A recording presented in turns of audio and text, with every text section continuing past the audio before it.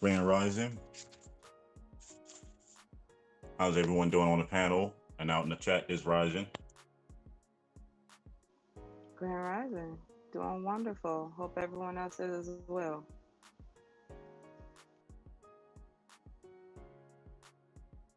How was your night, No Sella? Everything all right?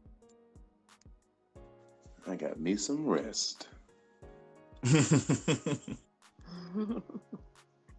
Glad to hear that. Just sending all these links so we can get started. Sorry for the delays, it's rising.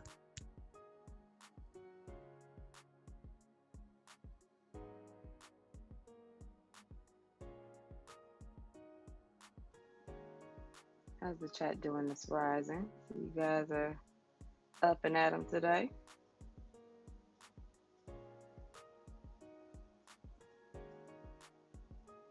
Let's see who we have joining us.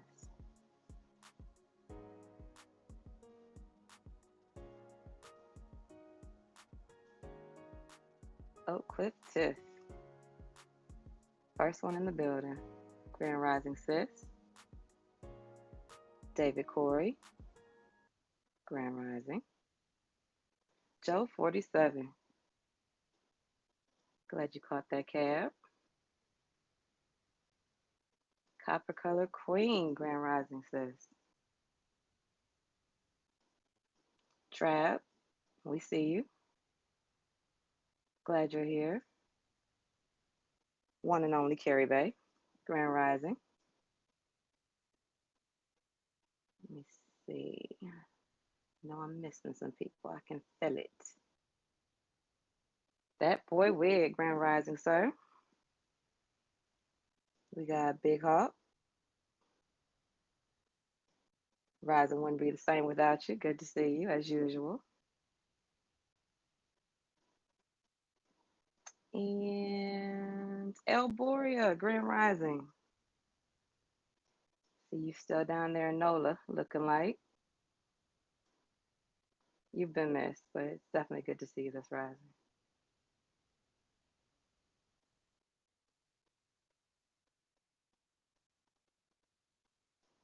Celestial Love. I see you, sis. Grand Rising. And I think that about covers the chat thus far. Macadon slid in on me. Grand Rising Macadon. Just going through, pulling up the links that we're reading from.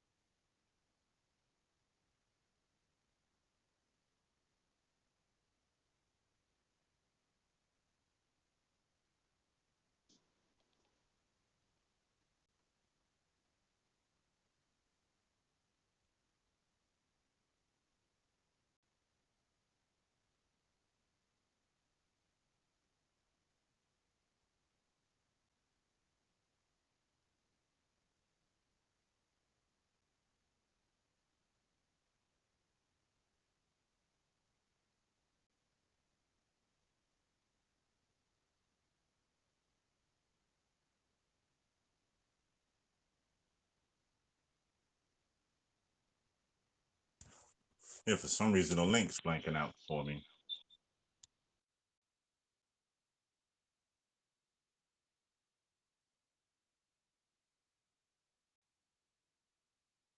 What's going on with the link? On mine is blank. I got a black screen.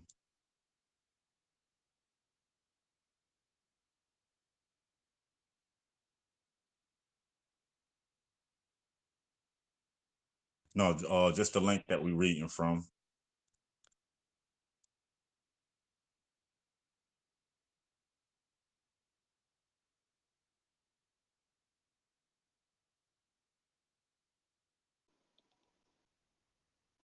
remember correctly, it's what www dot real world history it was.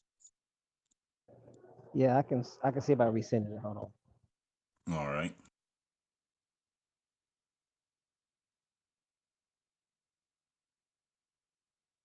And again, apologize for the wait for this rising show. Just had to make a couple of adjustments.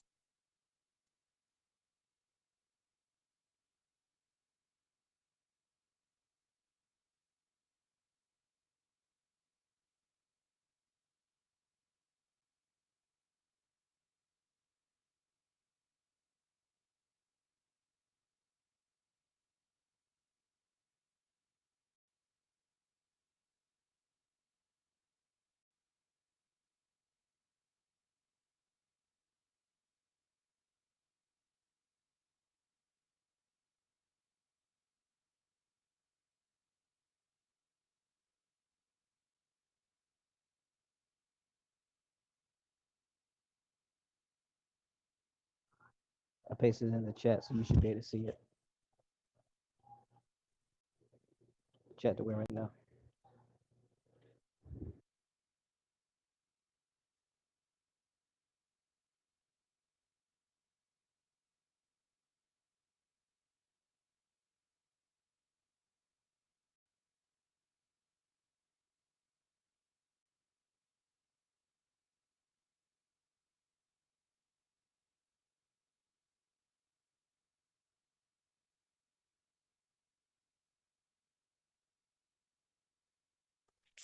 No, it didn't show up in the back. Last message is showing this copper on my end.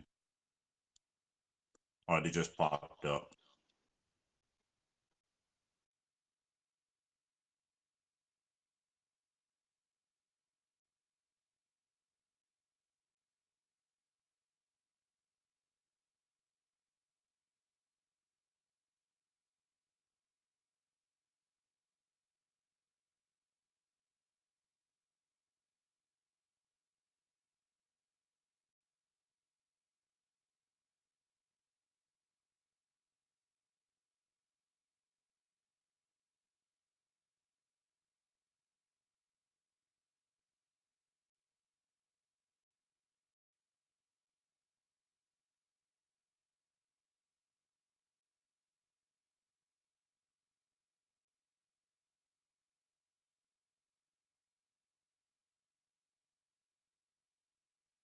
No, sellout. Can you post the link in the YouTube chat for me?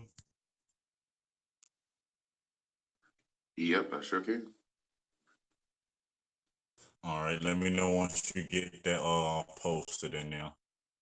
Today's show is brought to you by Autonomous Assembly, where the real work gets done. And today's episode will be continuing from where we was yesterday, going today into Black Britain, reading up a little bit of more history on what they got documented down on the melanated population of the world.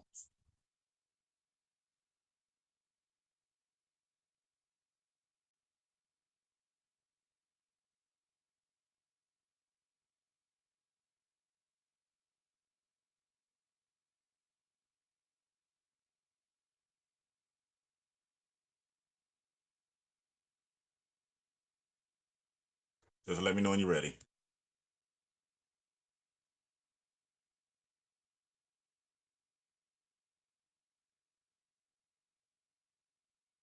And it's the second page.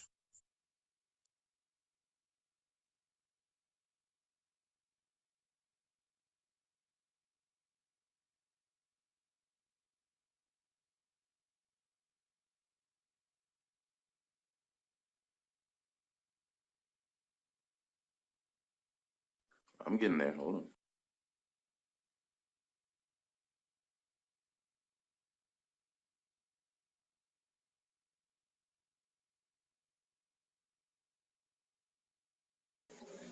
Mic check, mic check. 1, 2, 1, 2. Hear you loud and clear. All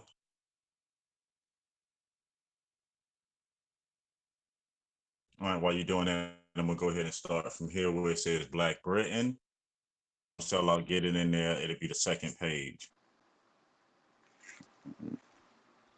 Starting with France, it says at the end of the 100 Years' War, 1337 to 1453, Black France would have produced the Normans and the ancestors of Charlemagne, the first Holy Roman Empire, or emperor.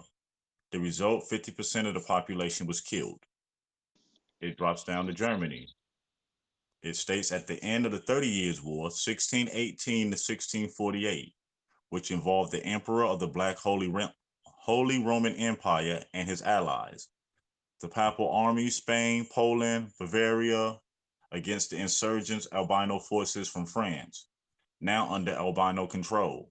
England, Russia, the Dutch, Sweden, Transylvania, Hesse, Kessel, and the Palatines. Please remember this name. Saxony was Brandenburg, and Denmark switched alliances. The result, 40% of the population was killed. Stop. Back up. You can't roll over that and then don't emphasize that. How much percent of the population was killed? And who's in control? Because the Albinos are running Russia. Is that what I'm hearing? Yeah, I started from the beginning in Germany. Well, I'll go back to start from the top from France. It starts at first at the end of the 100 Years' War, 1337 to 1453, Black France, which had produced the Normans and the ancestors of Charlemagne, the first Holy Roman Emperor, and the result, 50% of the population killed. That's in the 100-Year War. Next, it states The population, half, 50%. it says the results, 50% of the population killed in the 100 years.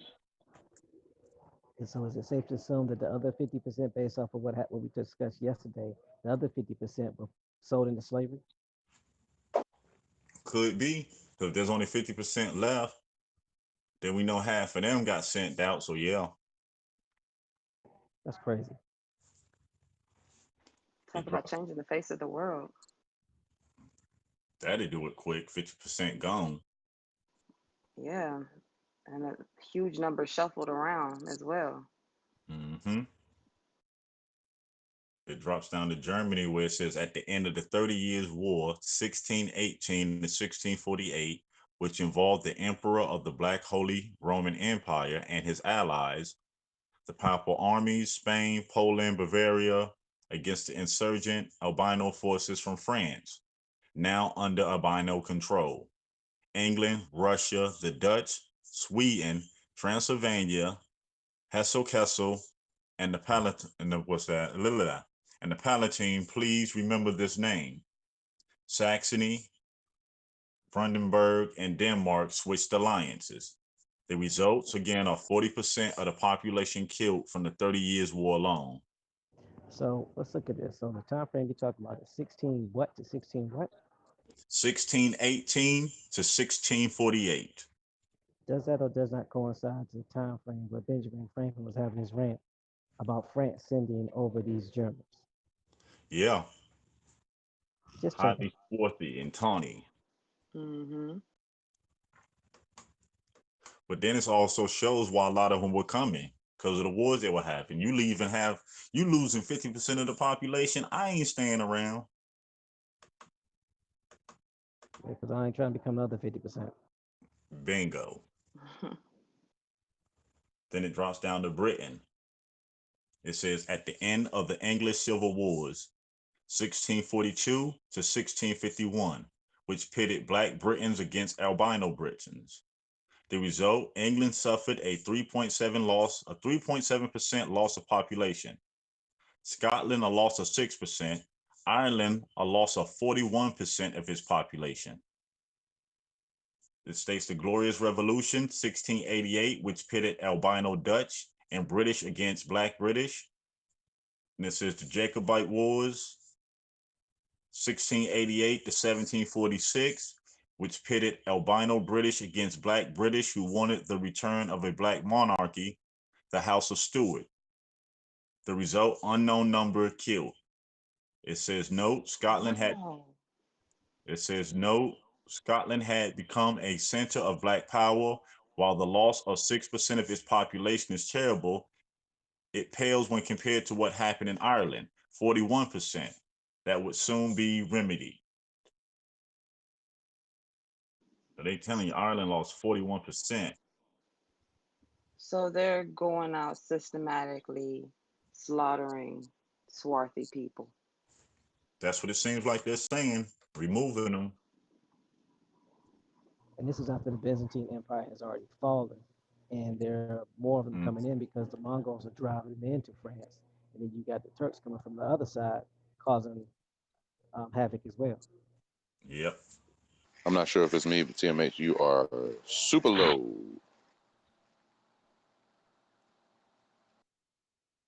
How about now? Can you hear me now? Nope, no better. Really? Bones also, I found a place.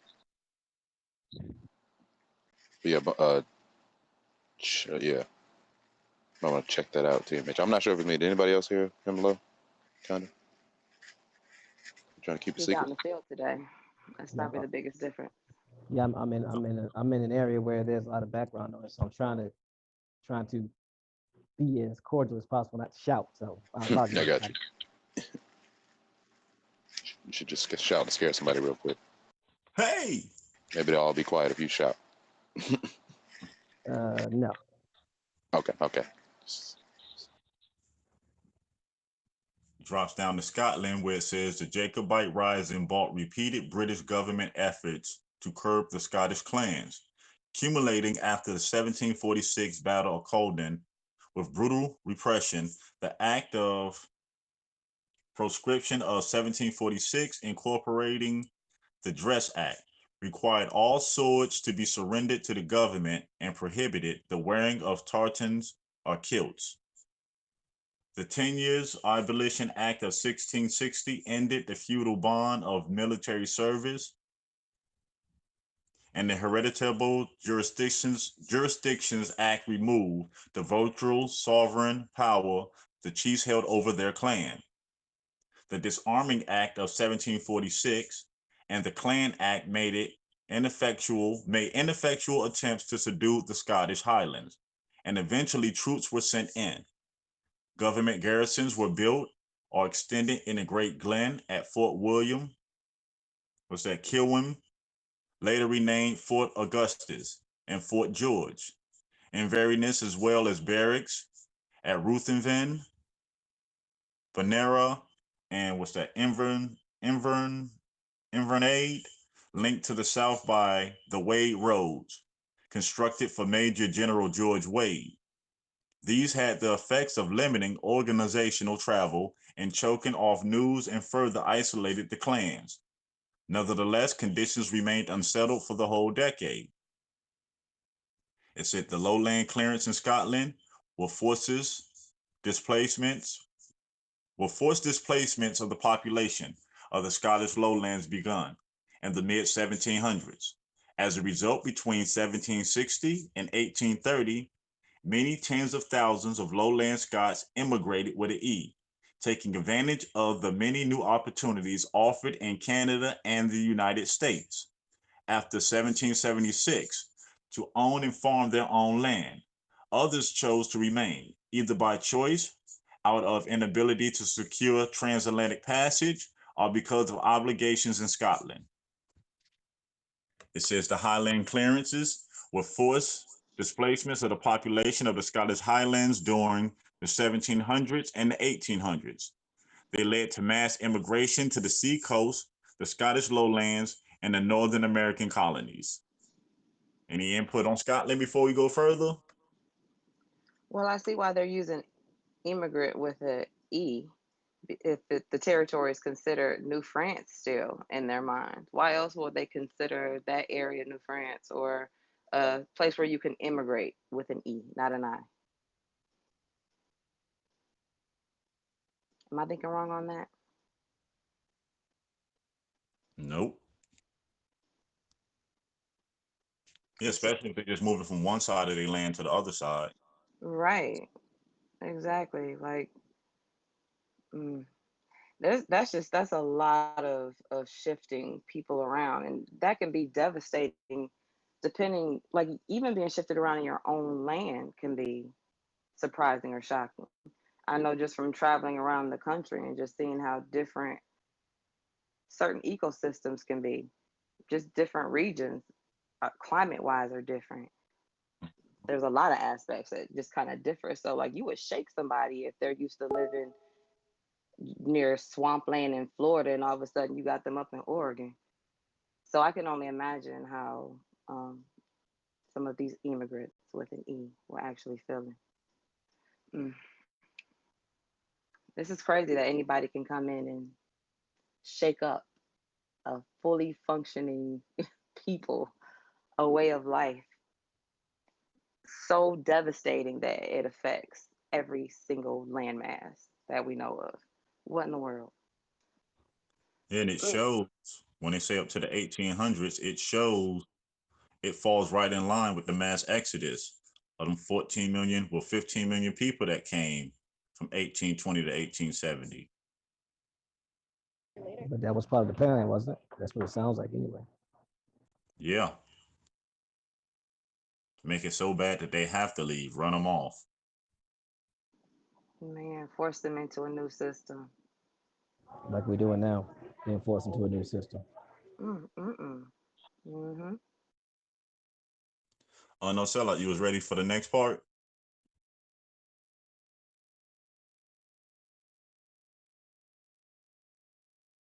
Yes. Yeah. No, I had to try to find the mute button. No, yes, I am. I'm just, yeah, I'm a rare bird. All right, whenever you're ready. I just don't know where we are. I lost my place when I clicked that link. Up under the red bar, right up under the red bar where it starts, thankfully, as is often the case, ordinary people did not know. All right, hold on. Let's see. Second page. Under the red bar. You said thankfully is as is often the case. All right. Yes. Mic check. Everybody can hear me. Mic check. Peace to the chat. Chicky chicky. Got him.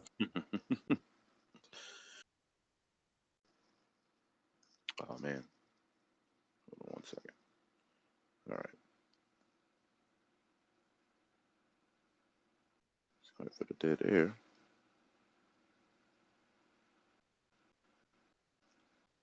Sorry, my screen keeps jumping around on me. Not exactly what I need right now. All right. Thankfully, as is often the case, ordinary people did not know that one day blacks were not supposed to have existed in Europe. So people like Thomas Hobbes, 1588 to 1679, while suffering through the English freaking help me out? I don't think I've seen that word before. Interregnum? Interregnum of Oliver Cromwell longed for the days of his black kings like Charles. And so he wrote a book extolling the virtues of having a divine black king. Y'all can interrupt me anytime you need to. Leviathan, or the matter, form and power of a commonwealth, what? Oh, okay, that's ecclesiastical and civil, commonly called simply Leviathan, is a book written by Thomas Hobbes, 1588 to 1679, and published in 1651. Its name derives from the biblical Leviathan. The work concerns the structure of society and legitimate government, and is regarded as one of the earliest and most influential examples of social contract theory. The publisher was Andrew Cook, partner in Andrew Cook and William Cook. Leviathan ranks high as a classical Western work on statecraft comparable to Machiavelli's The Prince, and is one of a number of related works incident upon the crisis of the English state framework of the time. In Leviathan, which was written during the English Civil War, 1642 to 1651, Hobbes argues for a social contract and rule by an absolute sovereign.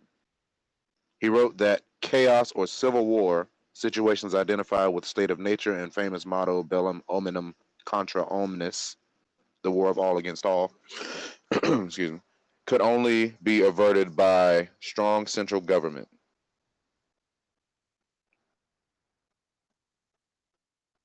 Interesting. So they're trying to change the government structure. That's what it sounds like. Well, I could be wrong. Yeah, he was talking about going back to the government that was before, when they so-called had the black royalty. But it's kind of funny that people will tell you that this never happened. Then if it never happened, how is there a book published in 1651 talking about these people? Just a thought. You said it's 1650. I did read those dates, didn't I? Yeah, the book was published in 1651. So if the 1600s, the people over there are letting you know what the rulership looked like and who they was, I mean, I don't know. Maybe it's just me. We ain't gonna listen to the person that was standing in the room.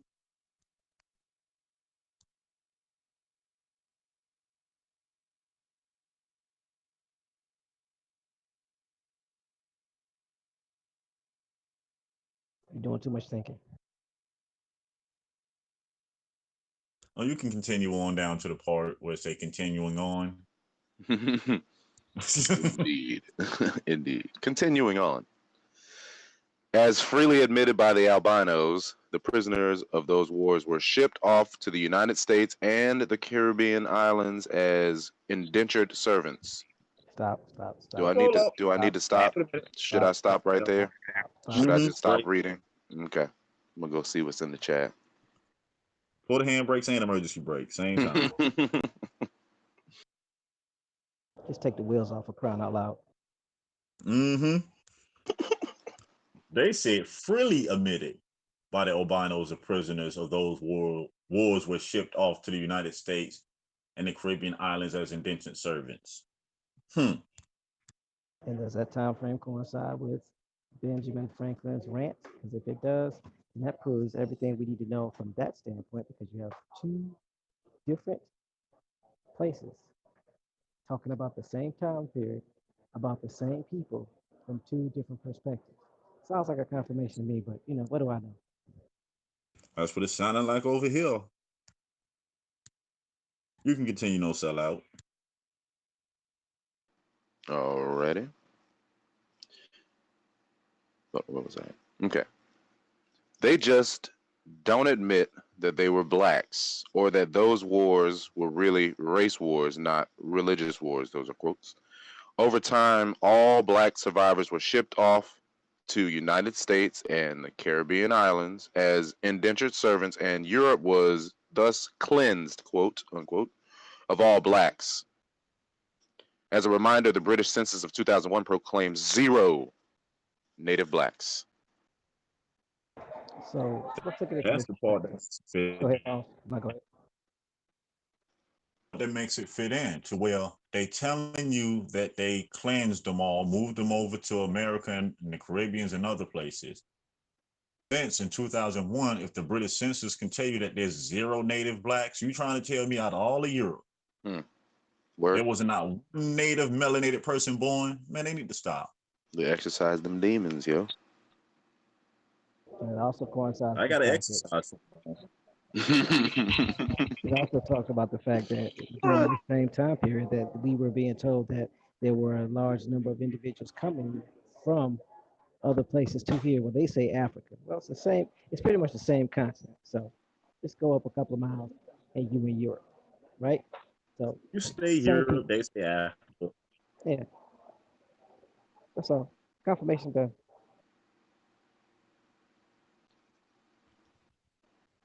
The other notes are out.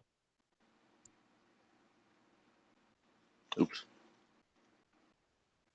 Uh-oh. I was typing in the chat. My bad, I wasn't ready. Let's see who we at. Okay. For those who are shocked and say, quote, that is just too incredible to believe, unquote. And how could American blacks not know? As we know, American blacks were taught that they all came from Africa. Sound familiar? Actually, there are some American blacks who have, by way of professional genealogists, not the ancestry websites, traced their families back to Europe. Probably some from the, quote, free states, unquote, have managed to keep their families' histories alive in family Bibles. But there is nothing incredible about what happened at all. It is actually quite common. Conquered and or slave people having no institutional means of keeping their histories, relying on only oral recounts, while at the same time having their masters teach them that what they having their masters teach them what they want them to know, quickly lose all memories of their ancestral history. The albinos do it to blacks all the time. Don't forget, they want to claim they are original humans and native to the places they conquered. Here are a few examples. As a reminder, there were three major groups of albinos chased out of Central Asia: the Germanics and Slavs, who conquered Europe, and the Turks, who conquered Anatolia, Turkey, and then were on to conquer the Middle East, North Africa, and Arabia. Mic check. Mic check. Good, we got you.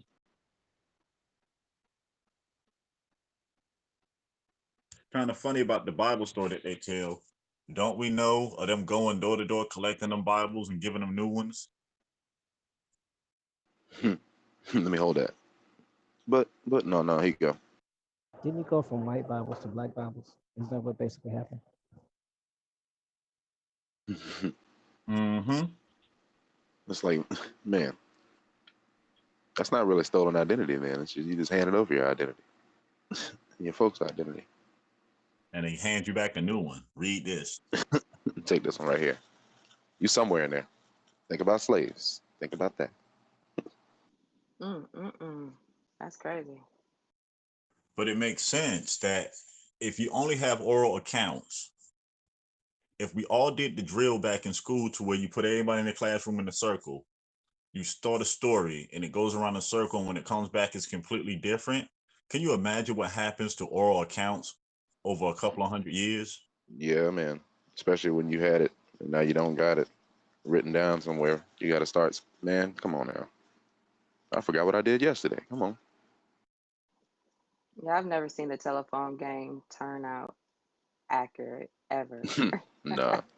Hey, Ever. A2, maybe we should do that. See if we work that good together. Let's try to fix that for you. Make the telephone game accurate. Identical statement man. at the end of it. That's gonna be interesting. That's gonna take a lot of work, but yeah, that would be interesting. Mm. Word of mouth.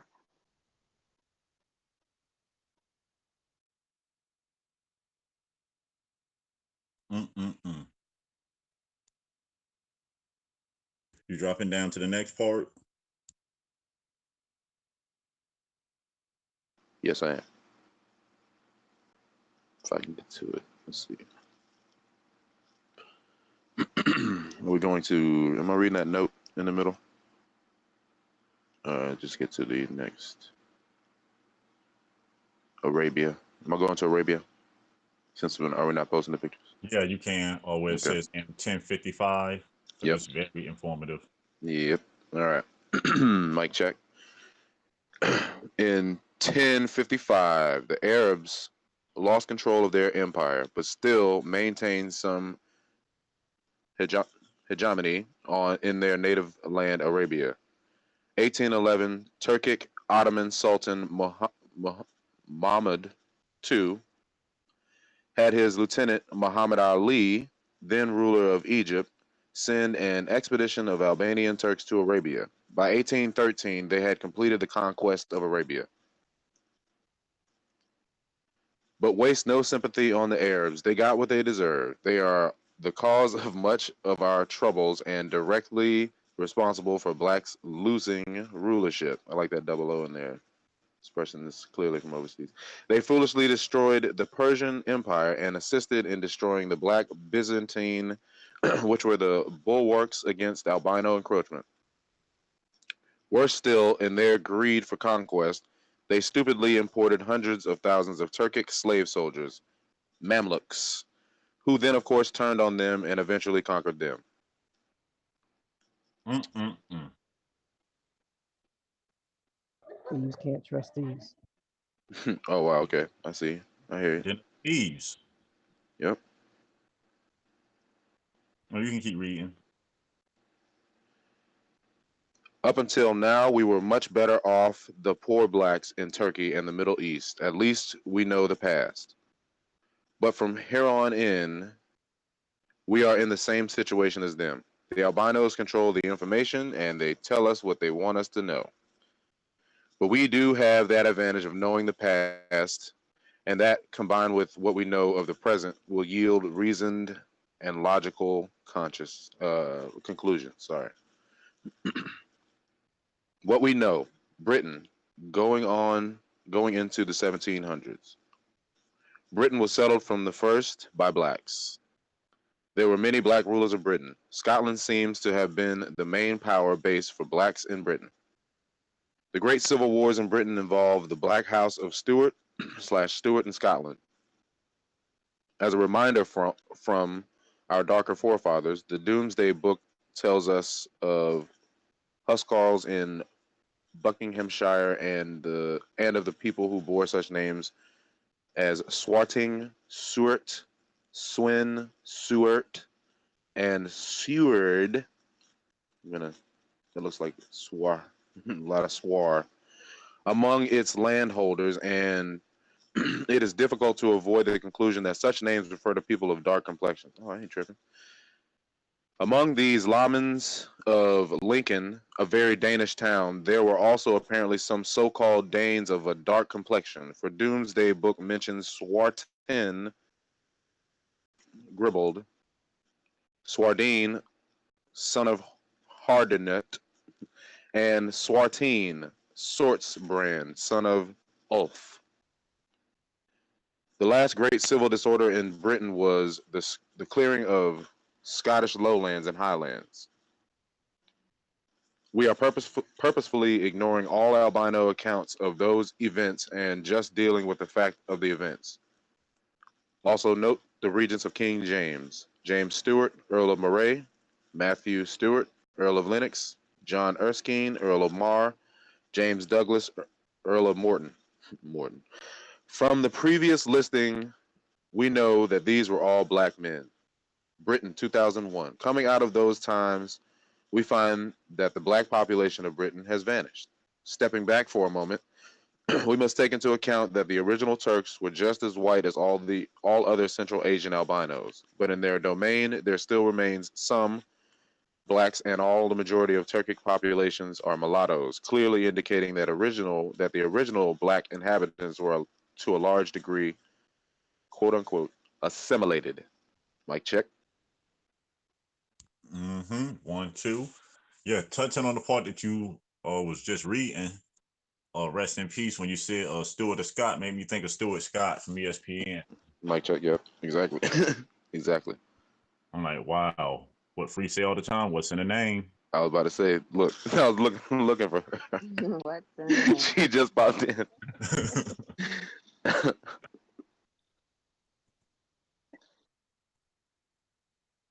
Like, wow. Yeah, you can keep going further on. That's the one part that stuck out in there.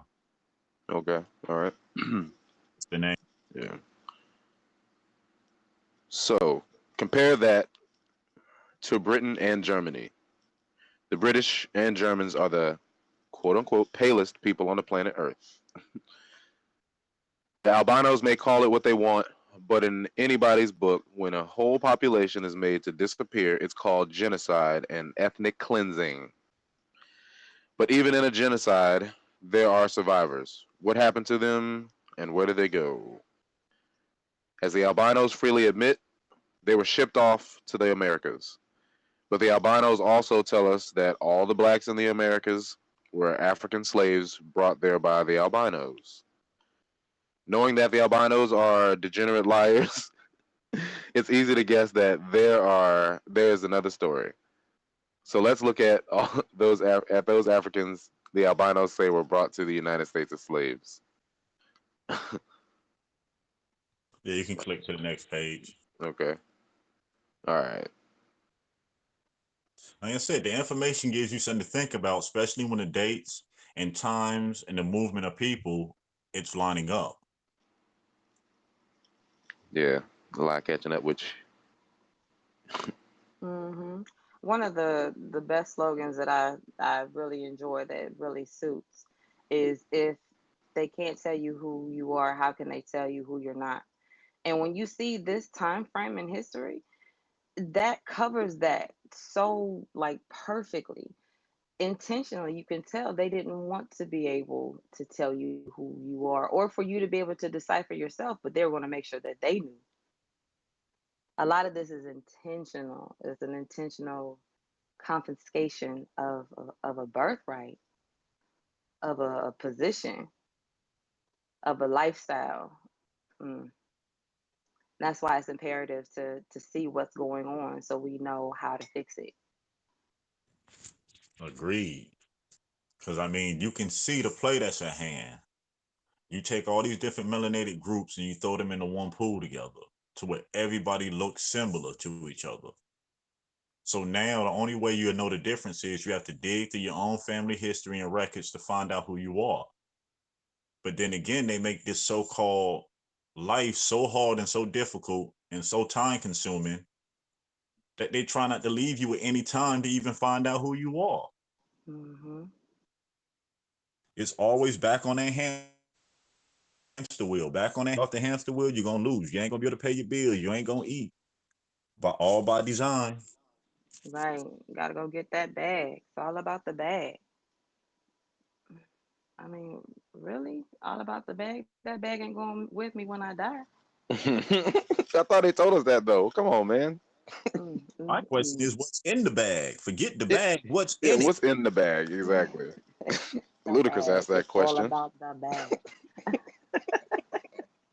They went I from don't all think about the anybody money answered it. bag.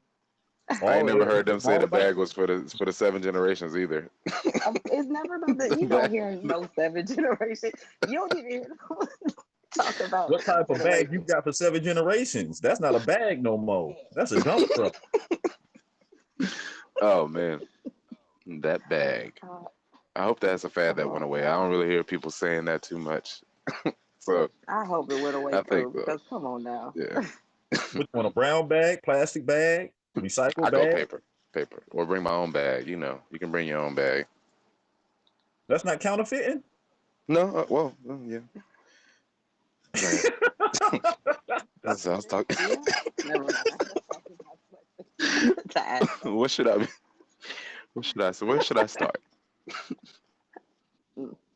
I'm just checking. I'm not Oh sure. man, If the whole bag, yeah, I'm no, confused. I thought a mm-mm. bag was the bag. So Exactly. I ain't flying for us that man purse bag. He's a man purse bag. That's like man bear pig. Yeah. Okay. yeah, I guess that's why All I'm right. Yeah, wrong. no merces. Fanny pack is A still a I've number. seen purse. it. I've seen it strapped across many chests lately. Nowadays, that's the new. Let's not get into that. Let's not. Be Let's sure not it's get not a into statue. bag No, let's fashion. not get into that. It's yeah. Call it what you will. It's a place. It's a place. All right, focus. All right. So am I giving y'all the term African American? Was it a mistake, or am I um going to the colonies? No, you can read the next. The term African American, was it a mistake? Gotcha. Read All right. Often. Here we wish to okay, this the title of this is the term quote unquote African American. Was it a mistake? Here we wish to examine some of the issues surrounding the term African American. The term is not very old, perhaps 30 to 40 years old. Some say that it was Jesse Jackson who popularized the term, no telling who actually coined it, but it was arrived at by trial and error. Going into these times, the terms black and African were insult terms. The preferred terms were colored or Negro. With the awakening of some blacks who were still in a racism-induced stupor during the worldwide independence movements and the civil rights movement in the United States, a new racial term was needed to unite the formerly disparate blacks in the United States. Logically, the things that could unite all black Americans was the facts that they were all now Americans and that at one time, irrespective of recent nationality, like all humans, they all originated in Africa. So the term African American was used, casually at first, then as a standard term. Because there was no knowledge of ancient black history among the people who created the term, there was no thought as to what confusions and misconceptions would be caused by the term African American. Amazingly and unfortunately, it fed right into the albino people's efforts to falsify Black history by hiding the facts that the original settlers of the Americas and Europe were Black people. Some of the young, unaware of the genesis of the term, actually think that the term means that someone had actually determined that all Blacks in the Americas were from Africa, i.e., imported as African slaves. Nothing could be further from the truth, as we will now demonstrate statistically. Statistics. Where did That's most them Black? numbers. What, Mike J? That's them numbers. Them numbers. Or as Nikki would say, them numbers. And very quick before you can start, here's the thing I find very interesting. The history is so ridiculous to have us all believe that life all started in Africa, right? And that the only people who migrated and moved to different parts of the world were the albinos. All the Black people stayed in Africa. And then they didn't leave until they were taken from Africa and made to be slaves in other countries. That doesn't even sound right, but that's the history that they perpetuate. Mm-hmm. Just a thought. When it couldn't be further from the truth. All this whole sense of how you going to tell the whole entire world that you were not a migrational people, that you couldn't move outside of your landmass. I mean, what? People can master the soil, but they can't master the waterways. Are we serious right now? Some way, somehow, you pop up on screen in history, and now you're the pioneer of everything. Everything. You're even going to take credit for things our ancestors did because some way, somehow, they got the thought from your brain, even though you weren't here yet. Like, I mean, stop it. At some point, this whole pinky in the brain, I gotta take over the whole world mindset it should have some limits, I would think. One would think. I would think. Well, as long as you have people that are willing to cooperate that look like the people that you are saying are from Africa, and as long as they continue to cooperate, then that's the third party confirmation Ah, that's so true. Dang, that they you're right. need because they're the ones that's perpetuating. And if we all decided to be like, you know what, we're not listening to this BS anymore, and start doing the research and start finding out who we are and realize that some of us, or many of us, have ancestors from all over the place, not just from Africa, or you have ancestors from every place but Africa, that would basically debunk all of this mess. But as long as we have people that are willing to perpetuate that lie that look like us, it's going to be very difficult at best to break that spell, if you will, and dispute that lie. That's a stellar point. Yeah, I definitely appreciate that. Uh-oh, the chat's having a little difficulty hearing you. Uh-oh. Yeah, no, you're out in the field, but just FYI. Tony, say you sound like Kenny. But that's the funny thing, even with that story. For us to believe it, we must belittle ourselves to the lowest forms to believe that we were so complacent and stupid that we couldn't leave this landmass, and when we did, somebody took it from us.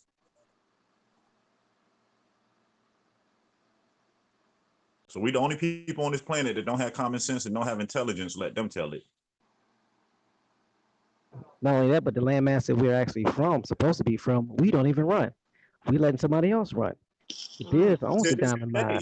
They own the gold mine. Yeah, so we don't own anything. There you go, TMH. Mic on mouth. They want to make you claim a land that they already got their hands tied into. Man.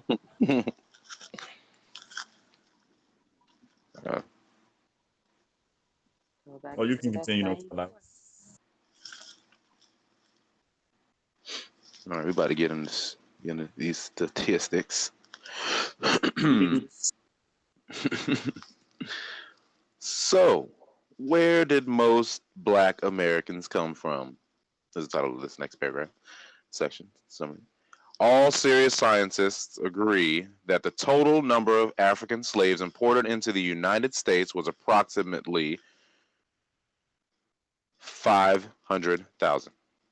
What's that number again? 500,000. Period. There's a period at the end of that, not another comma with some more zeros. 500,000 million, you said? No, yeah, because that would be a large number of people if I put some more zeros after that No, period. that would be half a billion for you. That would be Yeah, half a that billion. Not half half a of, billion. and no, it makes, I like the way she said it. You can just, I mean, it's astronomical numbers, but no, it's 500,000, period. No more zeros, except for the, maybe if it was money, it'd be 2 at the end, but no. Got it. Nah. So some estimate that an additional 38,000 to 50,000 slaves were smuggled into the United States from the Caribbean after the slave trade was outlawed in 1808. There wasn't another 38 million or 50 million people. It was 38,000 to 50,000. So, assuming that all blacks in the United States were from Africa by 1865 when slavery was outlawed, the maximum number of African slaves imported to the United States was 550,000. In statistical analysis, there is a mathematical formula for calculating the time needed for a population to double. It's called doubling time. I kind of want to click that link, but I'm not gonna. I might lose my place. The doubling time is the period of time required for a quantity to double in size or value. It is applied to population growth, inflation, and many other things which tend to grow over time. Are you saying so it's not made up? It's actually being used? Okay. Ha ha. Okay. When the relative growth rate, not the absolute growth rate, is constant, the quantity undergoes exponential growth and has a constant doubling time or period which can be calculated directly from the growth rate.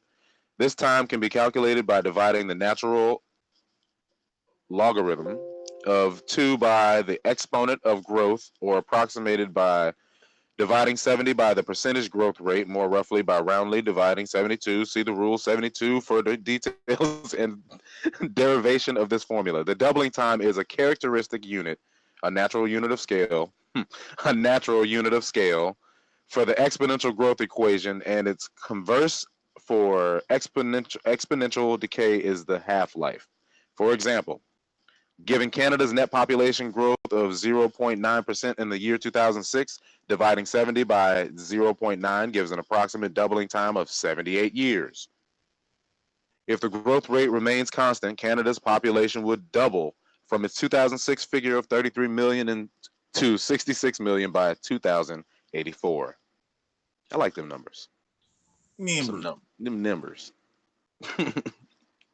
Naturally, Canada's population is among the world's healthiest and in no way could be compared to underfed and overworked slaves of long ago.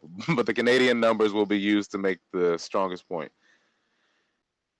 In 1808, the importation of slaves from Africa was outlawed. At that time, there was about 1,377,808 blacks.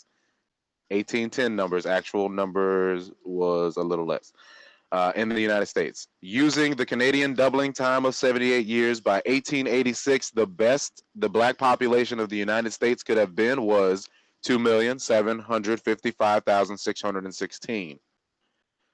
So that by time of the 1900 census, the most the black population of the United States could have been would be about 2,810,000. So 2.8 million. The actual black population of the United States in 1900 was 8,840,789. Hold up. Stop. Come again? Say again?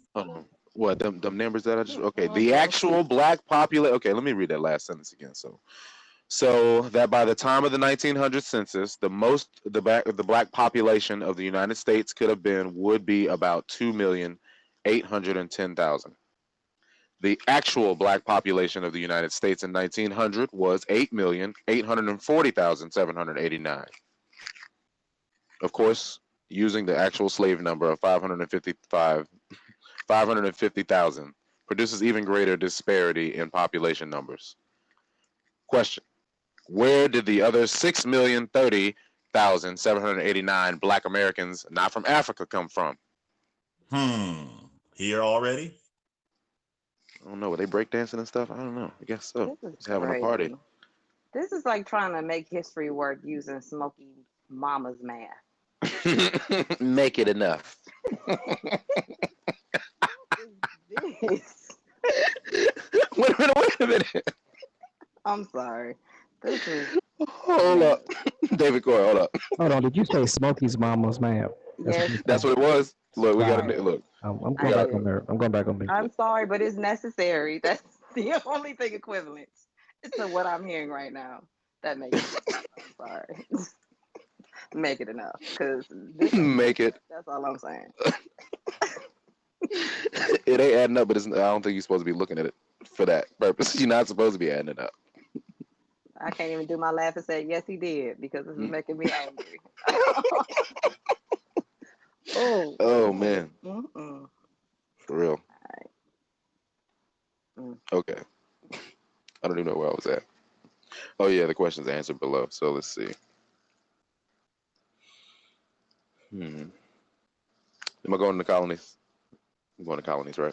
I'm going to colonies. Oh man, is that? Yeah, it's a little too small. But anyway, all right. The colonies. All right. England made its first successful efforts at colonization at the start of the 17th century for several reasons.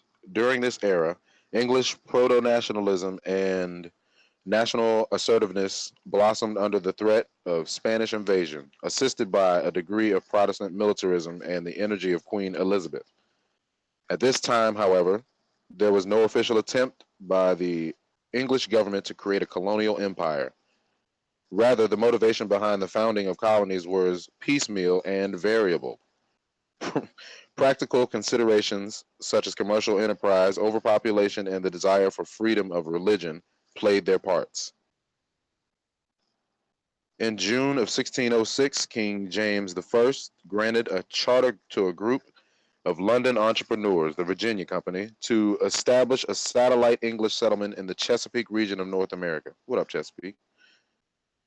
By December, 104 settlers sailed from London, instructed to settle Virginia, find gold, and seek a water route to Orient.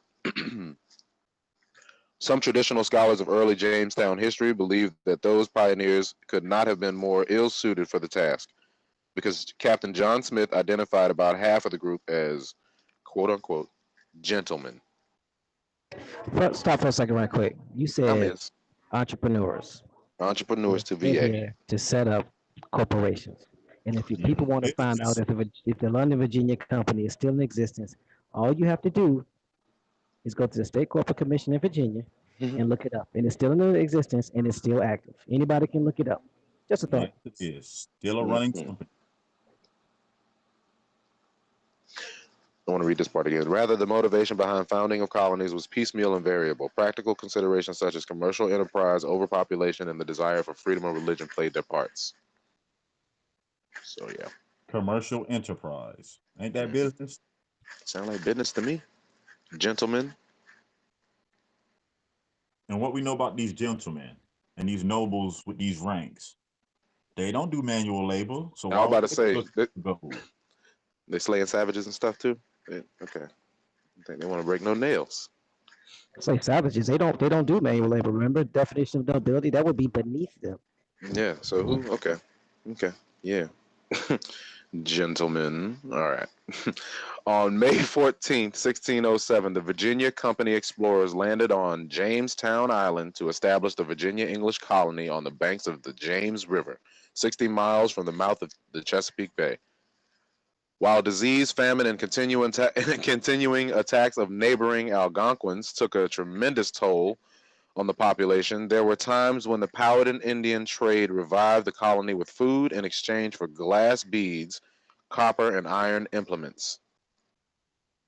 It appears that eventual structured leadership of Captain John Smith kept the colony from dissolving. The quote-unquote starving time winter followed Smith's departure in 1609, during which only 60 of the original 214 settlers at Jamestown survived. That June, the survivors decided to bury cannon and armor and abandon the town. It was only the arrival of the new governor, Lord Delaware, and his supply ships that brought the colonists back to the fort and the colony back on its feet. Although the Indians, I thought it was the Indians dying from disease. Yeah, I thought it was too. They're letting you know the colonists are dying from disease. Well, that's what I heard, and now that's what I read.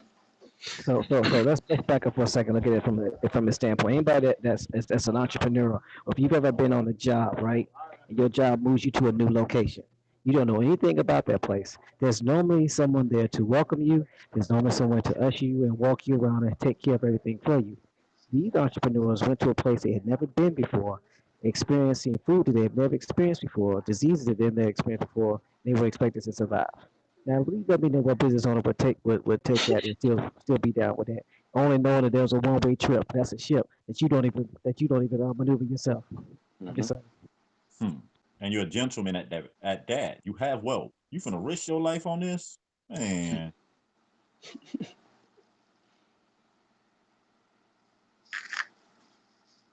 All right. Although the suffering did not totally end at Jamestown for decades, some years of peace and prosperity, am I reading it? Yes. Prosperity followed the wedding of Pocahontas, the favored daughter of the Algonquin chief Powhatan, to tobacco entrepreneur John Rolfe. The first representative assembly in the New World convened in the Jamestown Church on July 30th, 1619. The General Assembly met in response to orders from the Virginia Company, quote, to establish one equal and uniform government over all Virginia, unquote, which would provide, quote, just laws for the happy guiding and governing of the people there inhabiting, unquote. Also, sound like it was a business merger more than a marriage. I know, right? We're partnering up. Yeah, it's a celebration. Also, in August of 1619, the first supposedly documented African slaves were brought to Jamestown.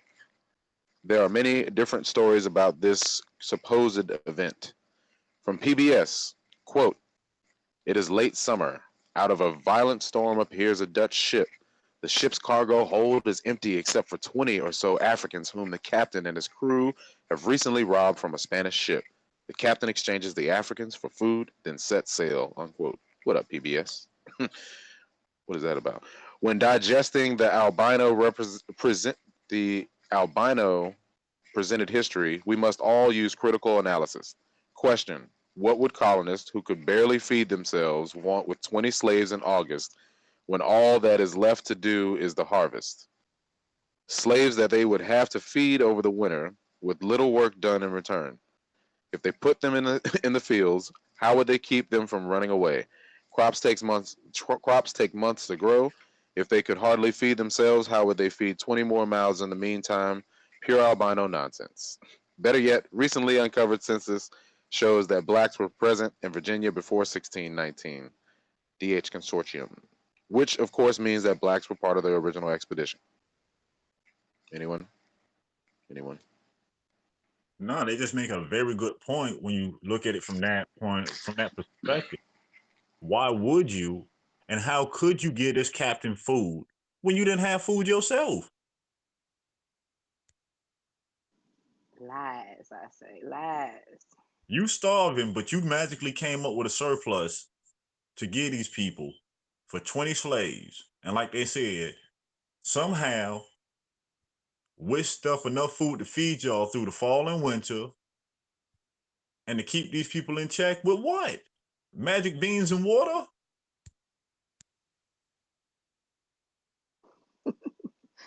Jack and the Beanstalk. Here we go. That's all. I mean, what? Did they have them 3 magic beans? That's what came on the ship? Must have. We can continue.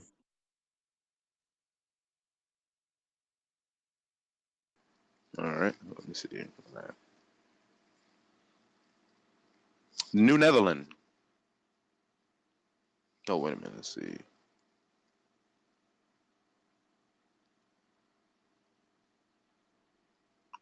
Is that where I'm at? Yes, New Netherlands. Actually, am I reading the bar, the white bar in there? Yeah, you can read it. Yeah, I got some Okay. information in there. Yeah, let me turn it sideways. It's kind of small. There we go. All right. These first foreign blacks in Virginia, as opposed to Native American blacks, were probably the black Scotsmen who were defeated by Oliver Cromwell in his invasions of Scotland in the 1600s. This is detailed in the book, quote, White People, or no, that's just the book title, White People, Indians, and Highlanders, Tribal Peoples in Colonial Encounters in Scotland and America by Colin G. Calloway. Quote, when Oliver Cromwell defeated the Scots in Worcester, Cromwell transported hundreds of Scots prisoners as indentured servants to Virginia and West Indies. It's page 26 of that book. The fact that these Scotsmen were black men is confirmed by many publications of those times, and as detailed by quotes from them on page 3 of this section, Black Britain. Let's see. Comment, it is from the source. I'm not reading that now. It was Thomas Cromwell who destroyed all evidences of black rule in Britain. That was a question, actually. It's an article from the Daily Telegraph Media Group Limited, 2015. Main quote, no one can be sure of the exact figure, but it is estimated that the destruction started and legalized by Cromwell amounted to 97% of the English art then in existence. Statues were hacked down, frescoes were smashed to bits, mosaics were pulverized, illuminated manuscripts were shredded, wooden carvings were burned, precious metalwork was melted down, shrines were reduced to rubble. This vandalism went way beyond a religious reform. It was a frenzy obliterating the artistic patrimony of centuries of indigenous craftsmanship with an intensity of hatred for imagery and depicting the divine that has strong and resonant parallels today. You know what's funny about that?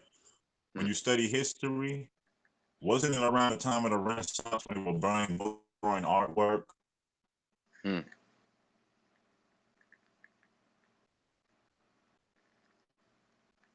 Funny that these stories they line up with each other.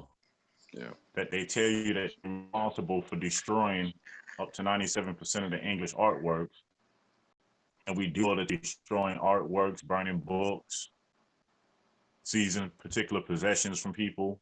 Just another thought. Look how impactful it was for many of us to discover that a lot of the nobility over in that area was melanated. When that discovery first came out, I remember that was very impactful. So it makes sense that they would try to hide this swarthy history as they're trying to proclaim rulership over the entire board.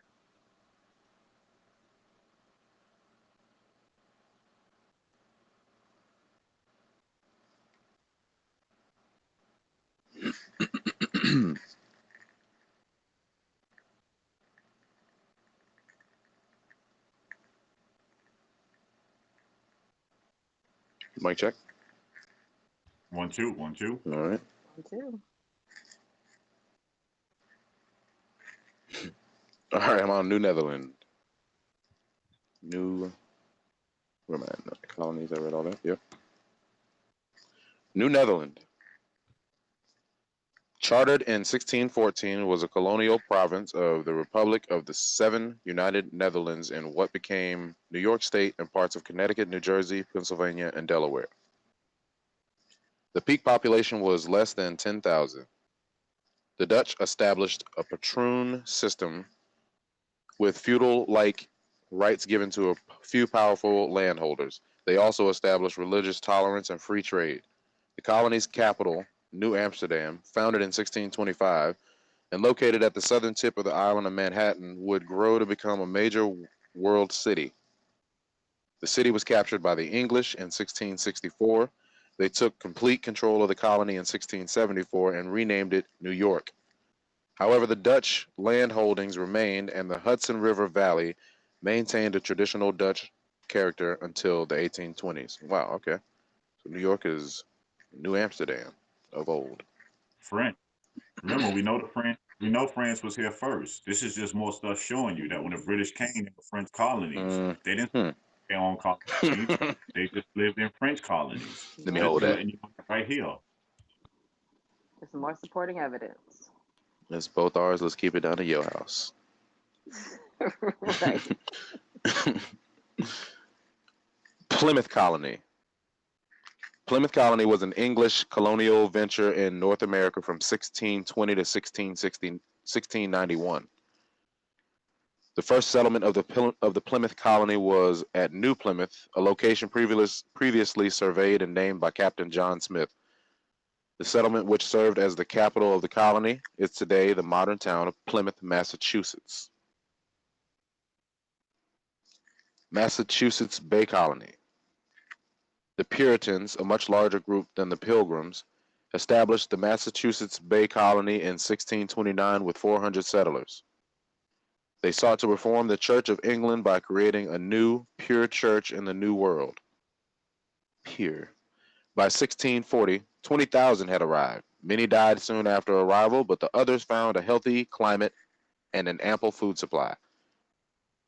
The Massachusetts settlement spawned other Puritan colonies in New England, including the New Haven, Saybrook, and Connecticut colonies.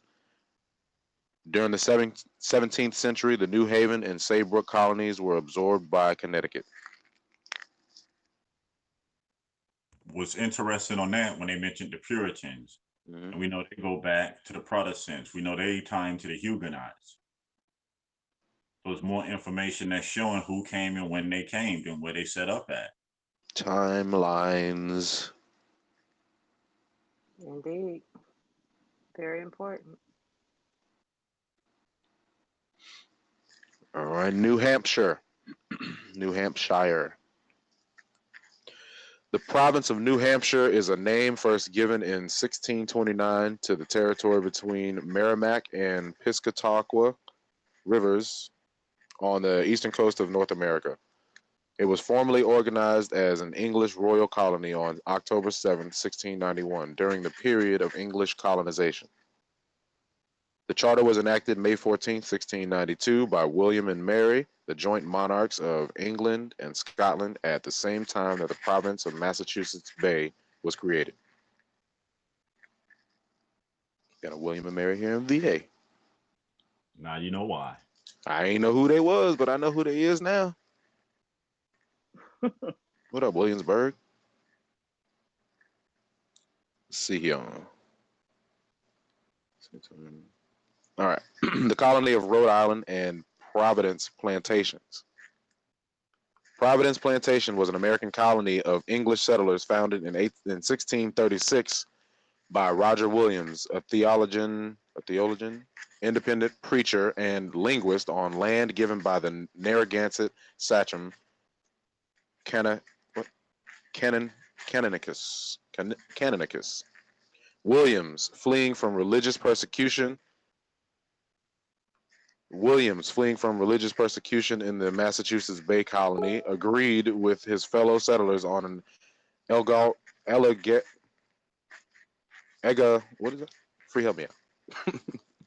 egalitarian constitution providing for majority rule, quote, in civil things, end quote, and liberty of conscience.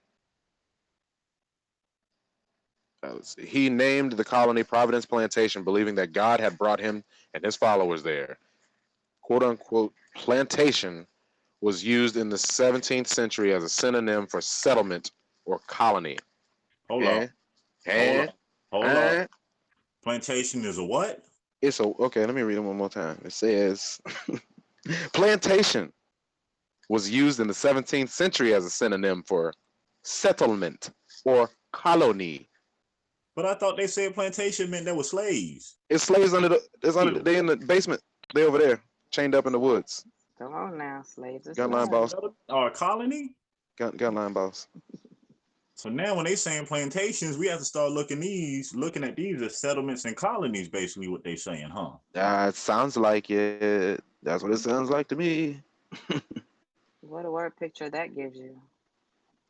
Well, Mm. that All these plantations on your census, or censi. no, The colonies. they were colonies. They were settlements, settling in new areas. Tonio, I hope you heard that, because I know you found a fruit plantations. Probably Found random few. plantations Found few. or fruitum. Oh, Pamela Hall wants me to repeat on. Let's see, where was that? Here we go. All right. He named the colony Providence Plantation, believing that God had brought him and his followers there. "Quote unquote plantation" was used in the 17th century as a synonym for "quote unquote settlement" or "quote unquote colony." Synonym meaning same meaning. Mm, mm, mm. Yep. Hmm. So that should definitely help shape some perspectives in terms of what's really being spoken about. And even just the different vantage points that different people have. It's like you could sit two people next to each other, have them give an account of history. What two different accounts you'll get just based on a common history we're supposedly taught. Now you factor in the wordplay, and you have a word like plantation that keeps getting used to trigger certain emotions and give you certain images in your head and make you start thinking about a certain people being in servitude. And when it comes down to it, the word is interchangeable with a colony. So why not use colony?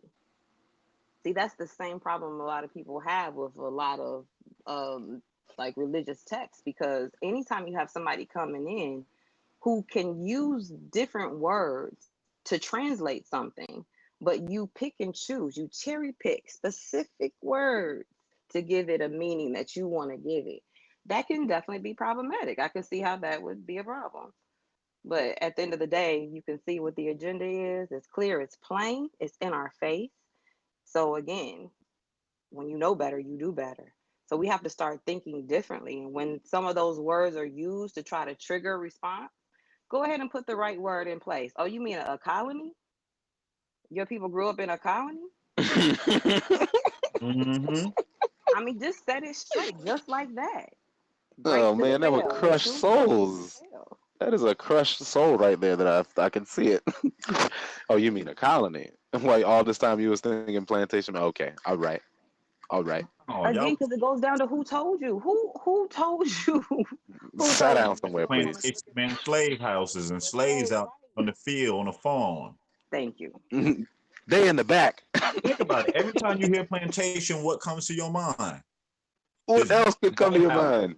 this big white house, and all these slaves out here in the field working Candyland, with some house Negroes inside, Big Daddy House, or somebody, whoever his tea name is. tea and crumpets. Yep. Overseer watching way Talking too about hard. brunch. White Talking cake. about brunch. Talking about some brunch. What? That sounds like balled up lunch to me. Hold up. Yeah, Wait a minute. no. An overfed master with a hat and some straw hanging out of his mouth. He ain't got nothing better to do with his time. And he didn't even pick his own straw either. Somebody had to pick the straw for him. Here you go, boss. And replace it, right? Let me get that. We good? We feel fine today, boss? Or we sick? Tell me people aren't still participating in that. That we? Tell me it ain't so. Come on now. Come on now. Man. I'm not trying to make light of anything at all, but I am trying to cast a light on the nonsense that we've been force fed for decades. For decades. You can't make that my truth if that's not my truth. So you can use whatever word you want to try to use. Plantation. Ooh. Shudders when you hear it. You and your Colony. Gone. Right. Right. Pack up the colony. Gone. Have a little seat. Figure that out over there. Hey, Roots is showing in February like clockwork, y'all, just so you know. The houses that fit on these so-called plantations that they call them now, don't they call them houses, colonial houses? They sure do. Colonial They sure do. colony house. Oh my goodness. Look, oh man. Yeah, some craziness. But that's wild. You know that feeling that you get when you just slapped yourself? I just got it. Now, how many of us are guilty at any point in time when you taking a tour in the South, you don't pay $50 to go to that house? Hey, all right, look. Don't nobody raise their Nope. hand. Don't nobody. Everybody just have 50 eyes. Mhm. Don't nobody. They will charge you like $50 just to walk through the house. Look, exactly. It's like, where's the slave quarters at? That's what I want to know. Y'all And heard it'd be like a slaves was little here. shack, a little humble little shack. But I Just thought kind they of had like 900 slaves in some cases on these plantations. big I don't enough for see. barely a person and a child. So where are the barracks at? Because I don't see no. Oh, so y'all just let them sleep like they slept on the slave ships? All right, I got it. So they tight tucked somewhere. Okay. But remember what we also learned too, that they didn't sleep in these houses. That they would go back and sleep at the forts because the Indians would attack them at night. It makes sense. See? It makes perfect sense. That ain't nothing but a colony for y'all to harvest resources during the daylight hours. And when the sun go down, you haul tail and hide behind the fort. Mm, mm, mm. Wow. Yeah, Antonio posted it in the chat. If you check them, the fort sit real close to all these. I'm gonna call them what they are: settlements and colonies. Settlements, Right. settlements and colonies. Why not? I mean, do you not need some protection of a viewpoint, vantage point somewhere? I mean, come on Right. now. I mean, we always used to state that. Hold on now, you got Indians running around, chopping people and busting you with arrows from the trees. How are you being a master in the field overseeing some other Indians? And ain't nobody No, hit you in the back of the neck yet. you ain't got tagged once. All when you building his house now. First time you turn to swing that hammer be your last swing. Right? He look like a porcupine. Right. Sitting outside on a wraparound porch, or you can get tagged from any direction. That's part of the style of this. Ain't even looking at the tree line at all either. Right. What are you reading? You writing in your diary or something? Man, you Eyes like down a low. walking pincushion for real. This narrative, I tell you what. What a thing to happen. Oh, man. Who told you? Whew. Gotta get it right. Gotta get it right. Pamela Hall, we're scrolled down to where we at? The next one. We're at New Sweden. We're in the New Sweden. We're talking about the New Sweden colony. Yeah, right above Revolt Against King James II, if you find that. All right, so New Sweden was a Swedish colony along the Delaware River Valley from 1638 to 1655. Man, they do not be lasting long, these colonies. The few hundred settlers huddled around Fort Christina. It was captured by the Dutch in 1655 and merged into New Netherland, and most traces of Swedish culture faded away. Probably except the buildings, but that's the end of that. Assimilated. Assimilated. After annihilated. That's them who hate it.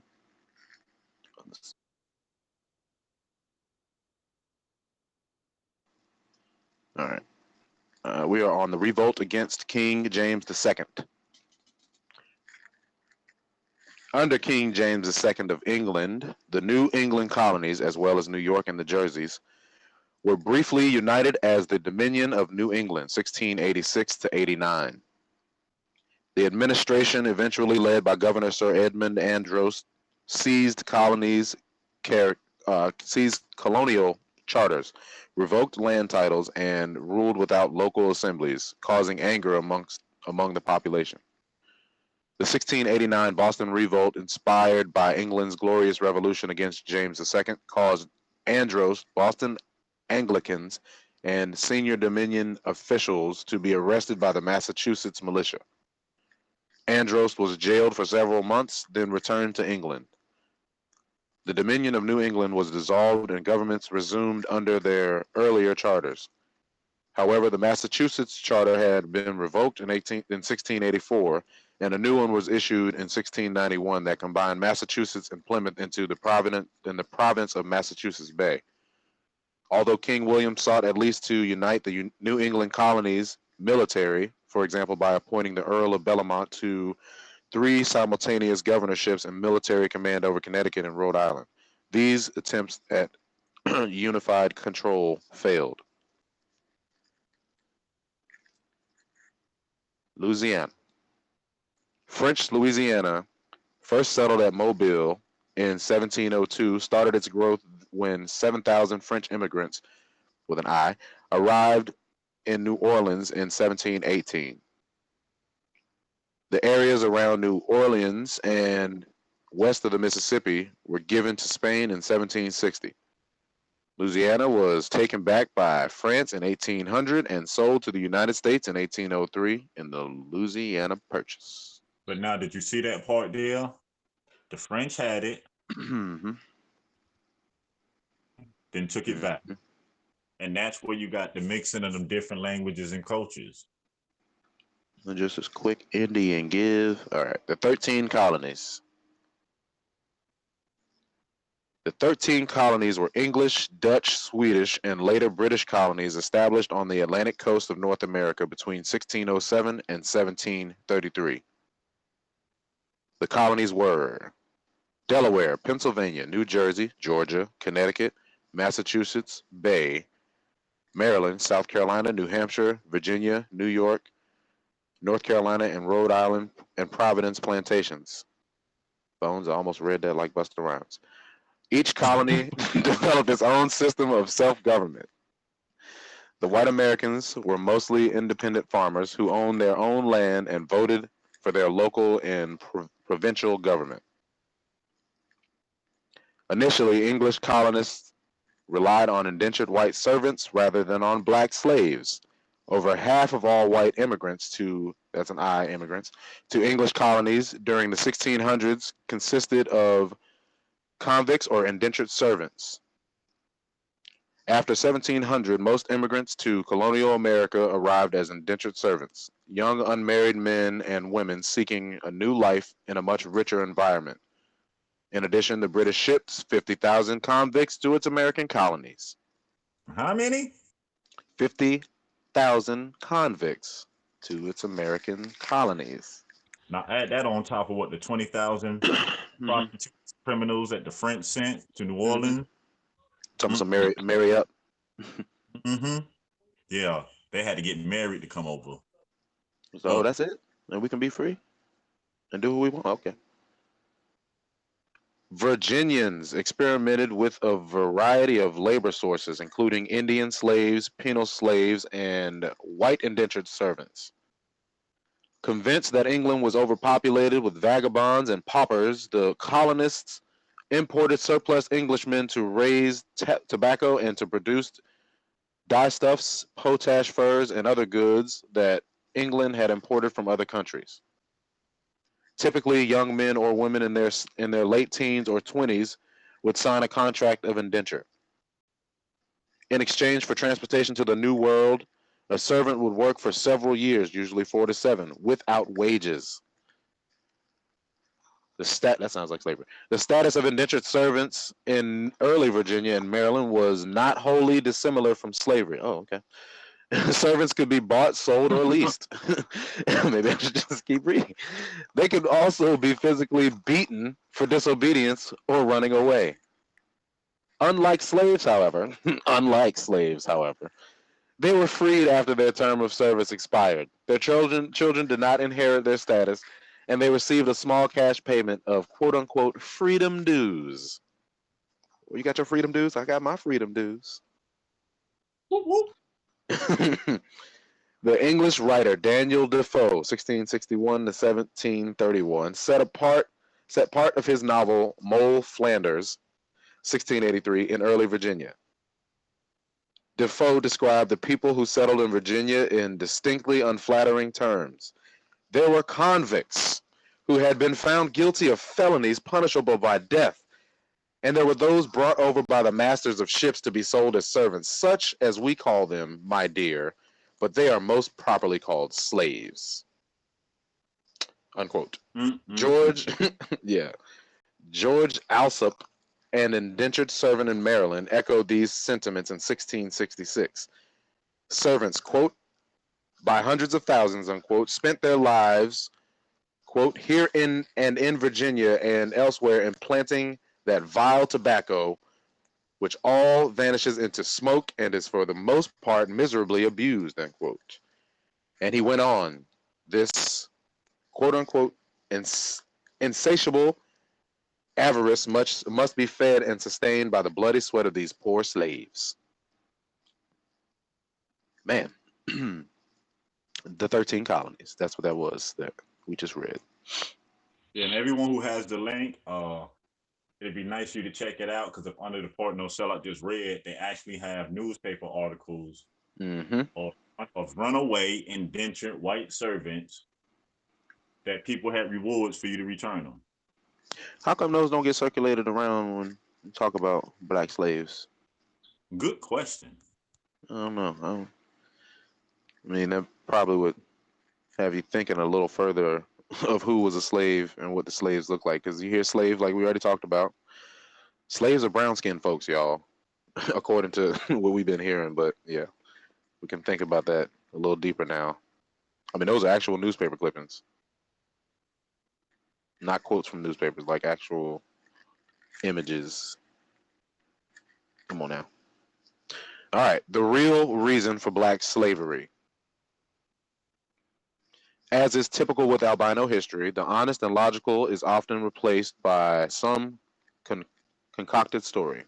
During their fight to conquer the Americas, European albinos found it necessary to exterminate the indigenous black population. Thus, the need to import black workers became automatic. The reason for that is quite simple. Though albinos freely admit that white indentured servants often died long before their time of indenture was completed, they always attribute this to overwork and poor nutrition.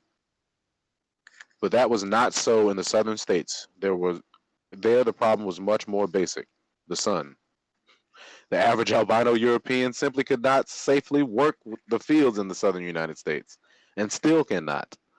Today it is accomplished with imported colored seasonal labor and covered vehicles. The following table demonstrates the problem, as can clearly be seen. During the growing season, the average uncovered European albino would last only about 20 minutes in the fields of southern United States. And there's a nice little chart about the highest UV level on Earth is 11 in the Confederate States of the American climate. Let's see. Thus, the real reason for the American Civil War was that Southern elites had to fight for slavery or go broke. There were only so many of the rabble that could take as much sun as the quote-unquote rednecks. The typical white American of today is darker because of admixture than the Civil War era white American. In the end, it did not matter anyway. The Southerners' unwillingness to allow blacks full franchise on the land led to deterioration, and today, the former Confederate states are the poorest states in the United States.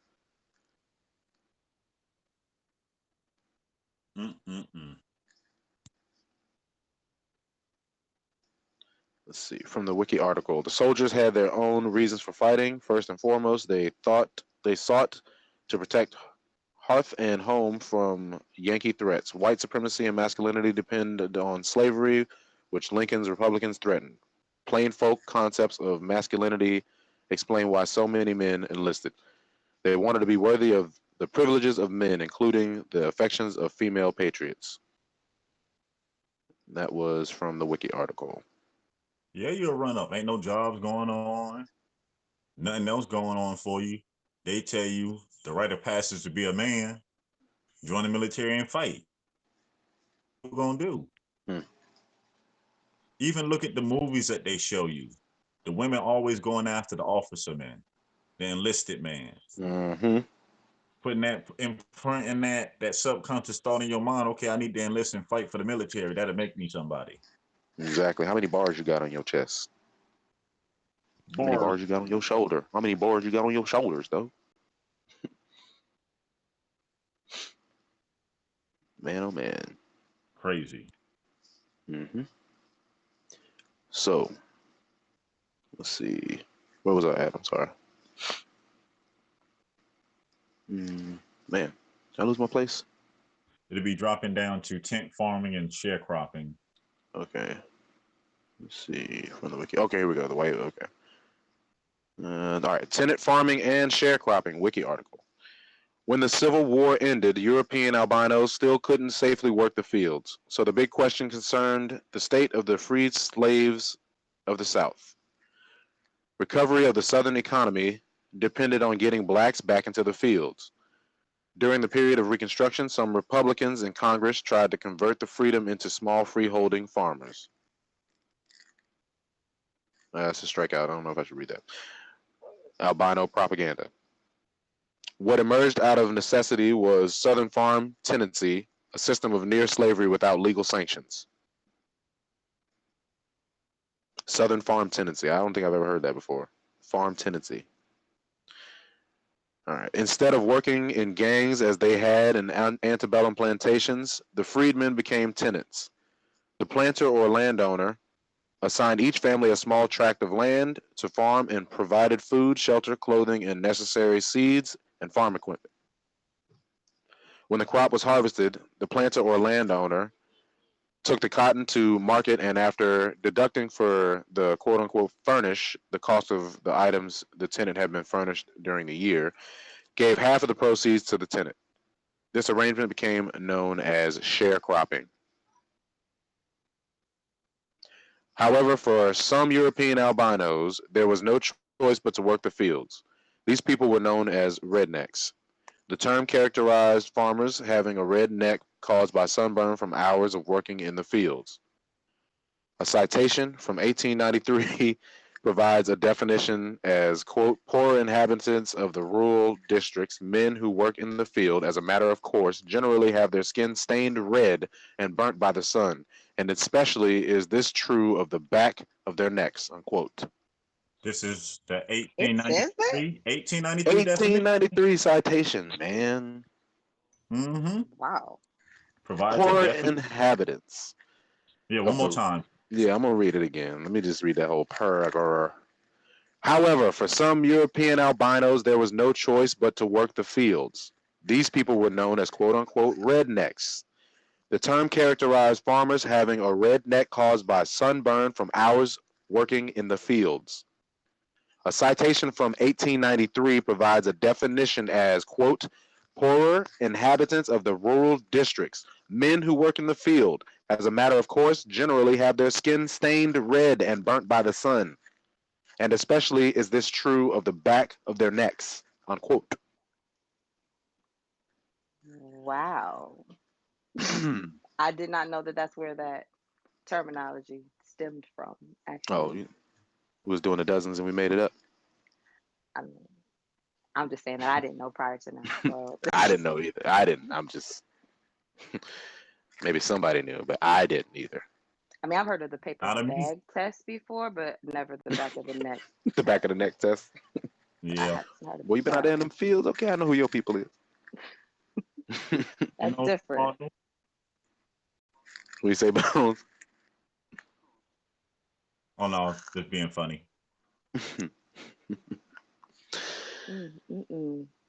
Jeez Louise. Wow. Yep. So, in the decades after Reconstruction, tenancy and sharecropping became the way of life. By 1930, there were 1,831,470 tenant farmers in the South. 1930, y'all. What began as a device to get former slaves back to work became a pernicious system that entrapped white as well as black farmers. After 1900, the number of white tenant farmers grew alarmingly. By 1935, nearly half of white farmers and 77% of black farmers in the country were landless. As farm tenancy grew, a tenancy ladder evolved. From the bottom rung, the hapless sharecropper could climb to share tenant if he could accumulate enough of his own equipment and money. Share tenants kept 2/3 or 3/4 of the crop, depending on how much they could furnish.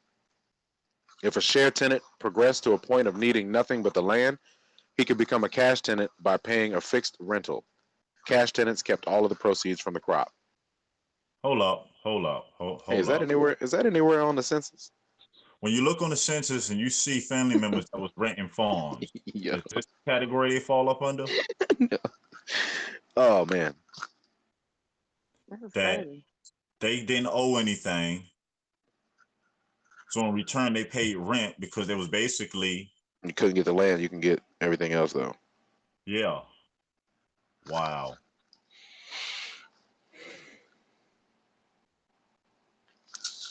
All right. As farm tenancy grew, did I read that? Yes, I did. As an example of the damage that the sun can do to a white person, it's okay. There's news headlines. Okay. News headline: Little boy severe sunburn shocks parents. Show importance of sunscreen. That was a article. So the two young boys are hospitalized in Texas after receiving severe sunburns from a daycare trip to a water park. Shauna Broadway dropped off her sons, Connor and Trey, ages 7 and 5, at the Happiness is a Learning Center in Vinita, Oklahoma last Friday morning for a planned trip to a local water park. When Shauna arrived to pick them up at the end of the day, she found the boys were badly sunburned. As it turns out, her two sons suffered second and third degree burns from playing in the sun without shirts or sunscreen, and eventually required hospitalization. The boys were transferred to Hillcrest's Burn Center in Tulsa before being flown to Shriners Hospital for Children in Galveston, Texas. Copper Jones. Let's see. Black Europeans or Black Indians, not Africans. We're on to the next section. If anybody is reading along, anybody need the link? Everybody all right? How's everybody doing in the chat? Grand Rising? Peace. Mic check. You know. We're with you. Okay. Just making sure. We got you. All right. Mhm. Let's see. As we continue along this page, the case will be made statistically that the majority of black Americans, U.S., are actually Black Europeans, not Africans. This is a truth that the albino power structure in Europe and the United States has tried very hard to hide, as it opens the door to the question, what happened to them, and thus atrocities suffered by blacks as a result of the race wars of the 1600s to 1700s in Europe, wars that the albinos want desperately to continue to hide as religious and political wars. Think race relations are bad now? The average albino is as oblivious to true history as most blacks. Thus, many scientific genetic studies have accidentally uncovered the fact that blacks in the United States are mostly of European extraction. From the albinos innocently cover them up by saying that the overlap in statistics mean that Black Americans must be of mixed race, apparently because that is all they can imagine to explain the confusing data. There are many of these studies, and they all have one thing in common. When overlap is found between blacks and albinos in the U.S., the albinos always attribute it to an admixture during slavery or after emancipation. The problem for them is that admixture between blacks and albinos in the U.S. during slavery was very low. Yes, masters did use females as slaves at will, but slaves were plentiful, not masters, and the masters had wives. For the purpose of procreation, black females were mated with black males. Quite to the contrary of what many albino historians say, procreation between whites and others was often illegal. So we're in the green now. Women servants who produced children by their masters could be punished by having to do 2 years of servitude with the church wardens after the expiration of the term with their masters. The 1661 Virginia law reads, quote, that each woman servant got with child by her master shall after her time be by indenture or custom is expired, be by the church wardens of the parish where she lived when she was brought to bed of such bastard, sold for 2 years, unquote. Hold on. Could that be how you have a large influx of women in the church? I'm just asking. Come on, man. Come on, man. Why you had to say that? And I didn't mean to cuss y'all. I said bastard. Only with you. Yo, for real, that was a good point though. The influx of women in the church. Women into the church. Could this be because they had to serve an extra 2 years? And it's interesting because as he's reading that, I'm not hearing plantation. Every time he says that, I'm thinking colony, colony, colony, Mm-hmm. colony. So it's kind of changing the structure a little bit in terms of like what's actually being said, which is extremely interesting in context.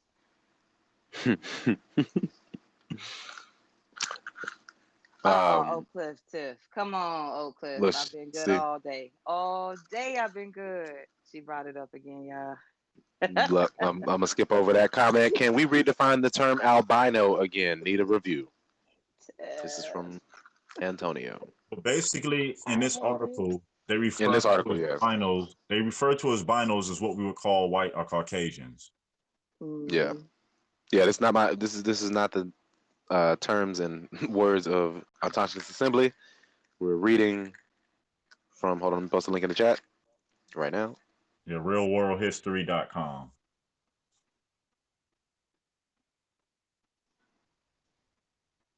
Just going Link through. is in the chat.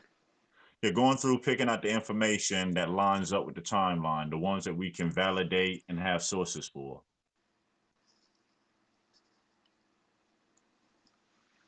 When David Corey. Oh man, I haven't used that quote in a while. That's a funny quote. All right, Virginia Act. We're on the Virginia Act 12.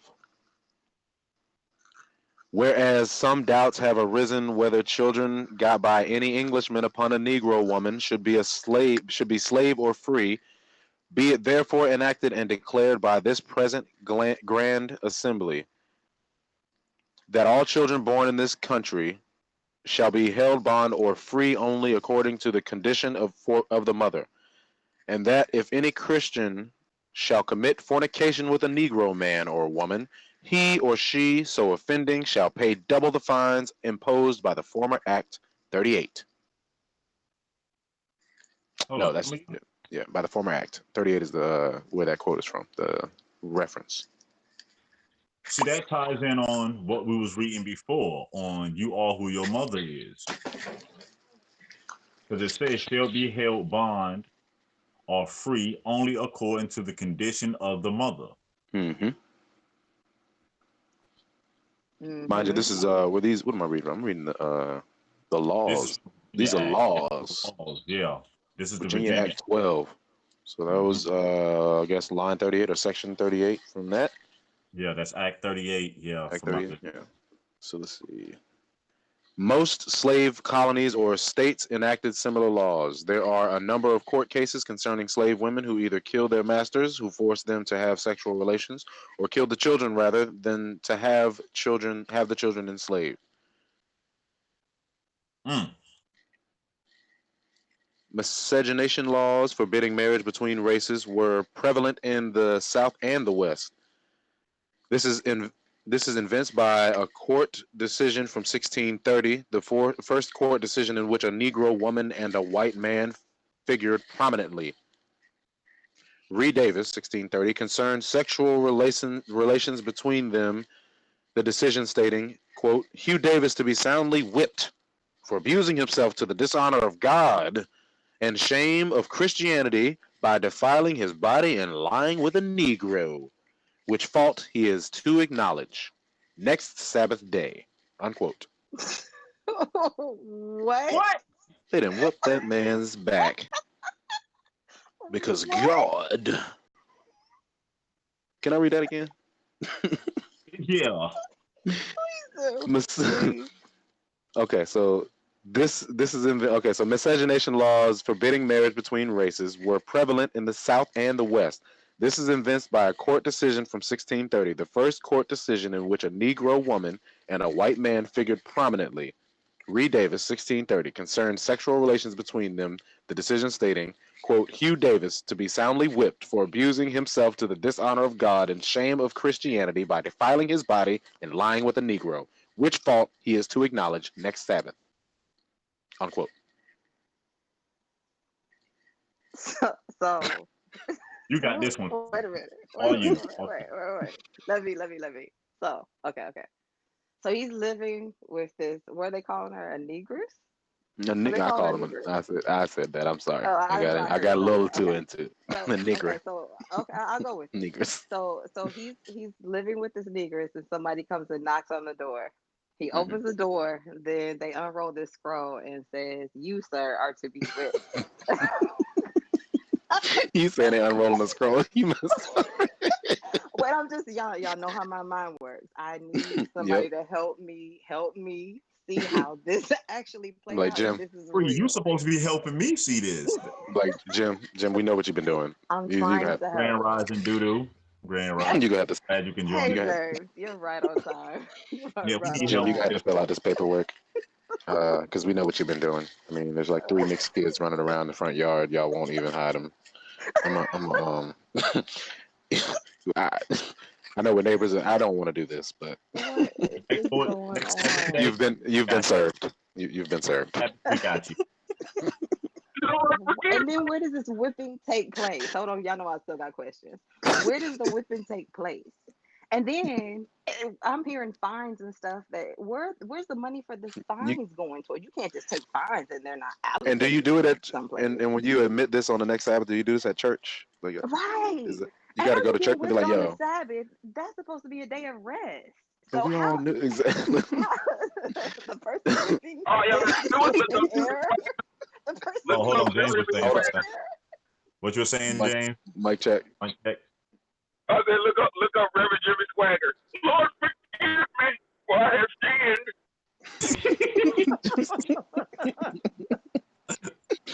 Exactly. What is this? Man, Wow.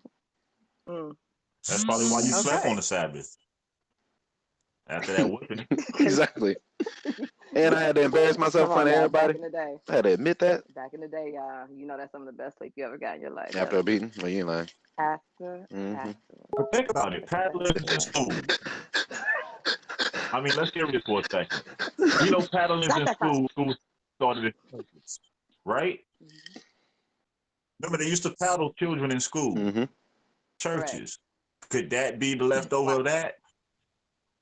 Oh, Ooh, now them corporal punishment. nuns that Mm-hmm. tape a ruler real bust them knuckles in them Catholic Hmm. schools. Oh, busting a baby's knuckles. We're not gonna get on that. Hmm. You got a whooping on the Sabbath. Ain't nobody cry for him.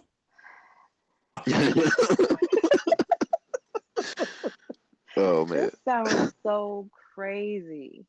This Yeah, really we sounds got it. crazy. Yeah, that's why we just laughing this off. We're like, wow, who enforced this? Right. Who's unlocking their door for this whooping? Like, Hmm. and how you Tell you, whooping me? Like, can you do this today? And were the people's mindsets really that different?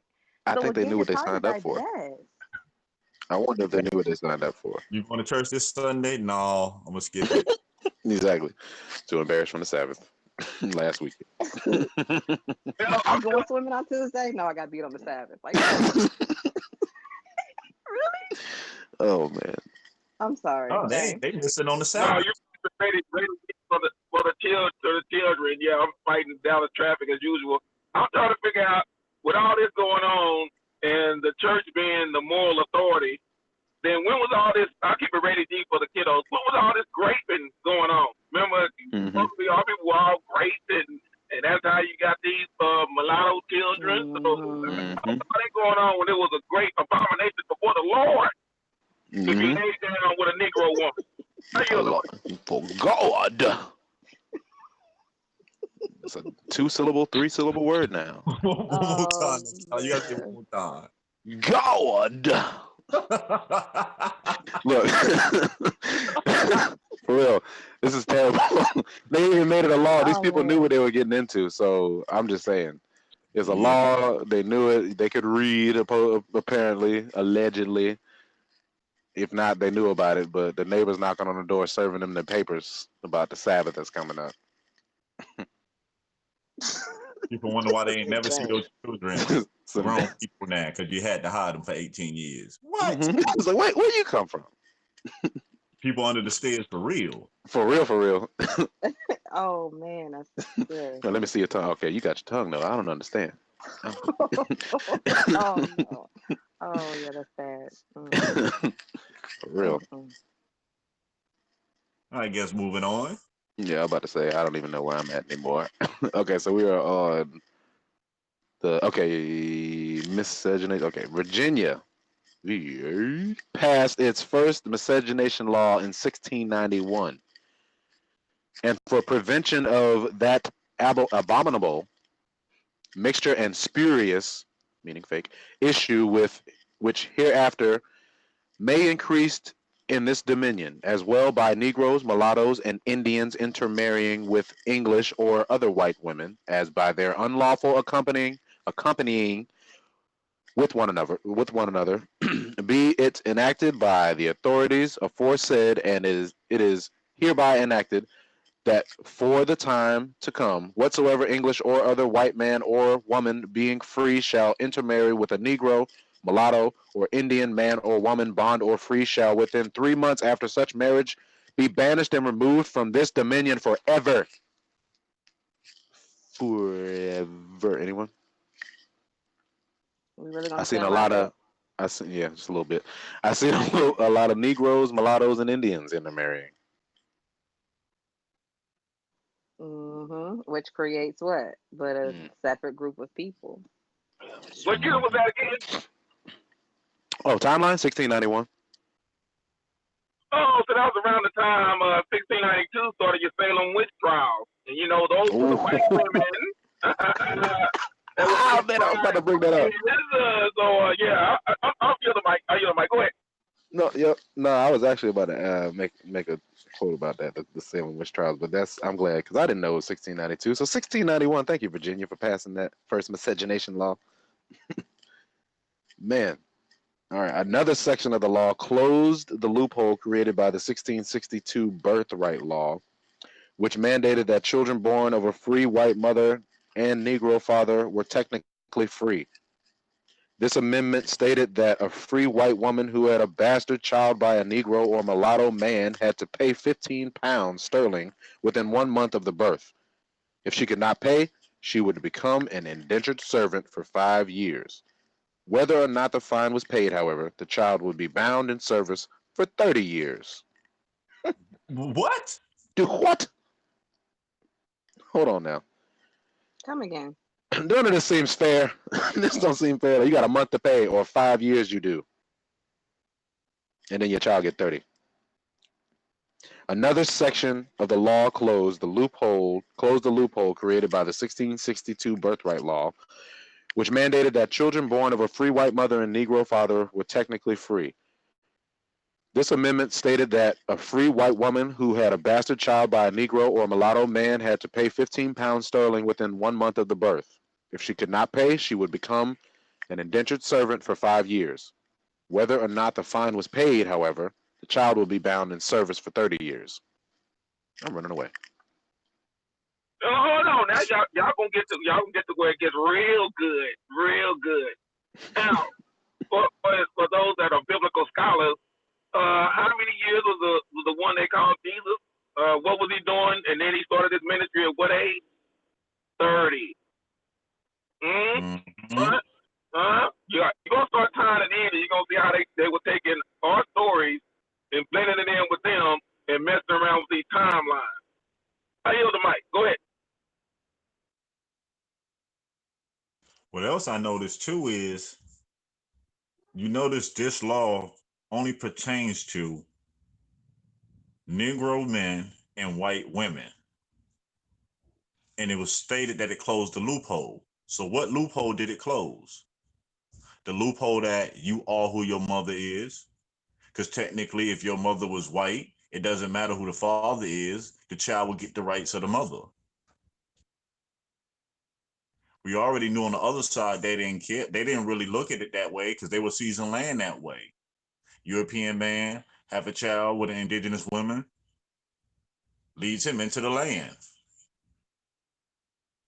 Mm-mm-mm.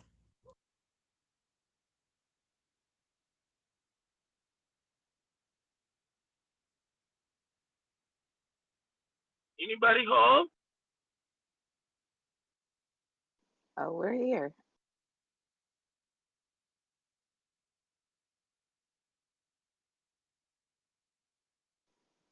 And you're going to see how those Salem witch trials come into effect. Those white women marrying Negro men or having relations with Negro men, and they were teaching them how to survive on this land using herbs and spices and home remedies.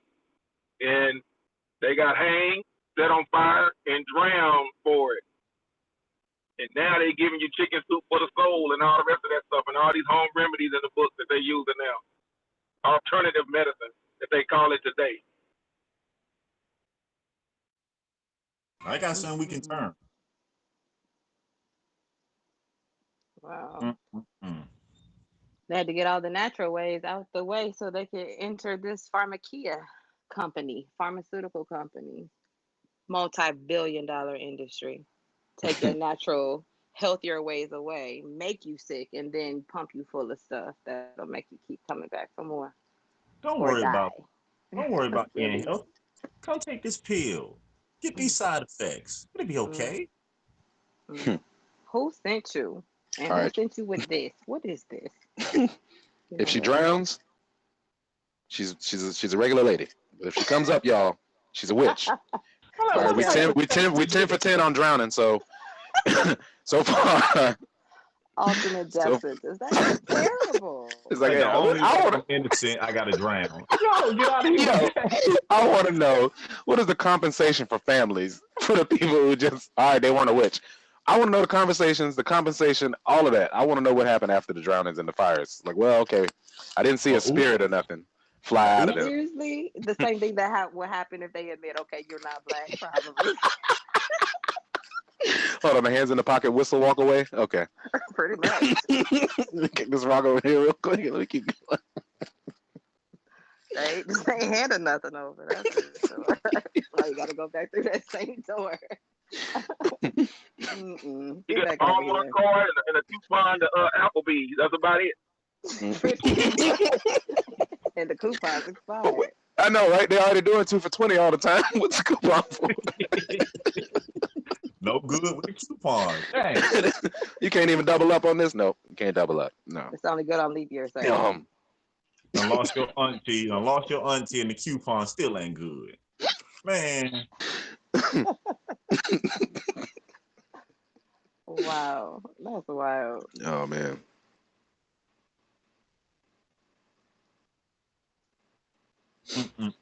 Well, moving on, I'll start reading from the United States National Park Service, since you was doing a lot of reading already. All right. I'm going to rest my voice. Same page, just moving down. United States National Park Service. Many of these earlier slaves were American Indians, mostly Algonquin speakers of coastal Virginia and Northern Carolina. By the 1680s, English settlers routinely kidnapped Native American women and children in the coastal plains of North Carolina and Virginia. These Native Americans. Wait. I'm sorry. Read that again. For my Africanist. Read it again.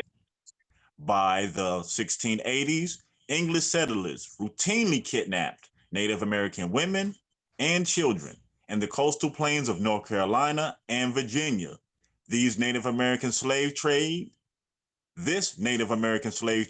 involved a number of colonies, including Virginia, Carolina, Pennsylvania, Massachusetts, Jamaica, Barbados, St. Kitts, and Nevis. So many Indian slaves were traded to Pennsylvania that a law was passed in 1705. Again, so many Indian slaves were traded to Pennsylvania that a law was passed in 1705, forbidding the importation of Carolina Indian slaves. This was done in part because many of the slaves were Tuscarora, who were aligned militarily with the Iroquois Confederacy, which threatened to intervene to stop the trade. Again, forbidding the importation of Carolina Indian slaves. This was done in part because many of the slaves were Tuscarora, who were aligned militarily with the Iroquois, because we know they're the sixth nation of the Iroquois Confederacy. Iroquois Confederacy, which threatened to intervene to stop the trade. What? You mean you telling me there's Indians telling you finna stop trading Indians? I ain't never tell you that. I haven't heard that from any Indians. Stop the trade. That's, man, come on now. It goes further on to say, from 1680 to 1715, the English sold thousands of Indians into slavery. Again, from 1680 to 1715. So when did these so-called Africans come again? But we'll pick that back up. From 1680 to 1715, the English sold thousands of Indians into slavery, some as far away as the Caribbean. Indian slavery, however, had many problems, not the least of which were Indian attacks. Go figure. And by 1720, most colonies in North America had abandoned it for so-called African slavery. In 1670, Virginia passed a law defining slavery as a lifelong, inheritable racial status. After the passage of this law, many Black Indians found themselves classified as Blacks and forced into slavery. Again, after the passage of this law, many Black Indians found themselves classified as Black and forced into slavery. 1670. So who was they bringing over here again? But we'll come back to that. It goes on to say, in the fields and homes of colonial plantations, mutually enslaved African Americans and American Indians forged their first intimate relations. In spite of a later tendency in the southern colonies to differentiate the African slave from the Indian, chattel slavery was built on a pre-existing system of Indian slavery. Chattel slavery was built on a pre-existing system of Indian slavery. Even though the arrival of Africans in 1619, baloney, began to change the face of slavery in North America from tawny Indians to Black or more African, Indian slaves were exported throughout the Caribbean, often in trade for Africans. What? What? As the 18th century, they basically saying they were trading Indians for Africans. So that means there should be a bunch of Indians running around that place called Africa. But we'll say that for another day. As the 18th century dawned, the slave trade in American Indians was so serious that it eclipsed the trade for furs and skins and had become the primary source of commerce between English and the South Carolina colonies. I'm going to read this again. As the 18th century dawned, the slave trade in American Indians was so serious that it eclipsed the trade for furs and skins and had become the primary source, not secondary, primary source of commerce between the English and the South Carolina colonies. Wow. Goes on to state, during this transitional period, Africans and American Indians shared the common experience of enslavement. They worked together, lived together in communal quarters, produced collective recipes for food, shared herbal remedies, myths, and legends, and in the end, they intermarried. Africans had a disproportionate numbers of males in their population, while Native American women and children were disproportionately enslaved. American Indian males were shipped to the Caribbean, died in wars or in European diseases. As traditional societies in the Southeast were primarily maternal, African males who married American Indian women often became members of the Wise clan and her nation. Again, wow. How did I know you African though? Primarily maternal, African males who married American Indian women often became members of the Wise clan and of her nation. Who's African again? Nobody. Bueller. Who? El Boria got it. He said, who? Oh, he said, oh, what? I thought he said, who. Hue. That hue. Hue, the hue that don't want to know hue they is. Where's Wallace? Where they at, though?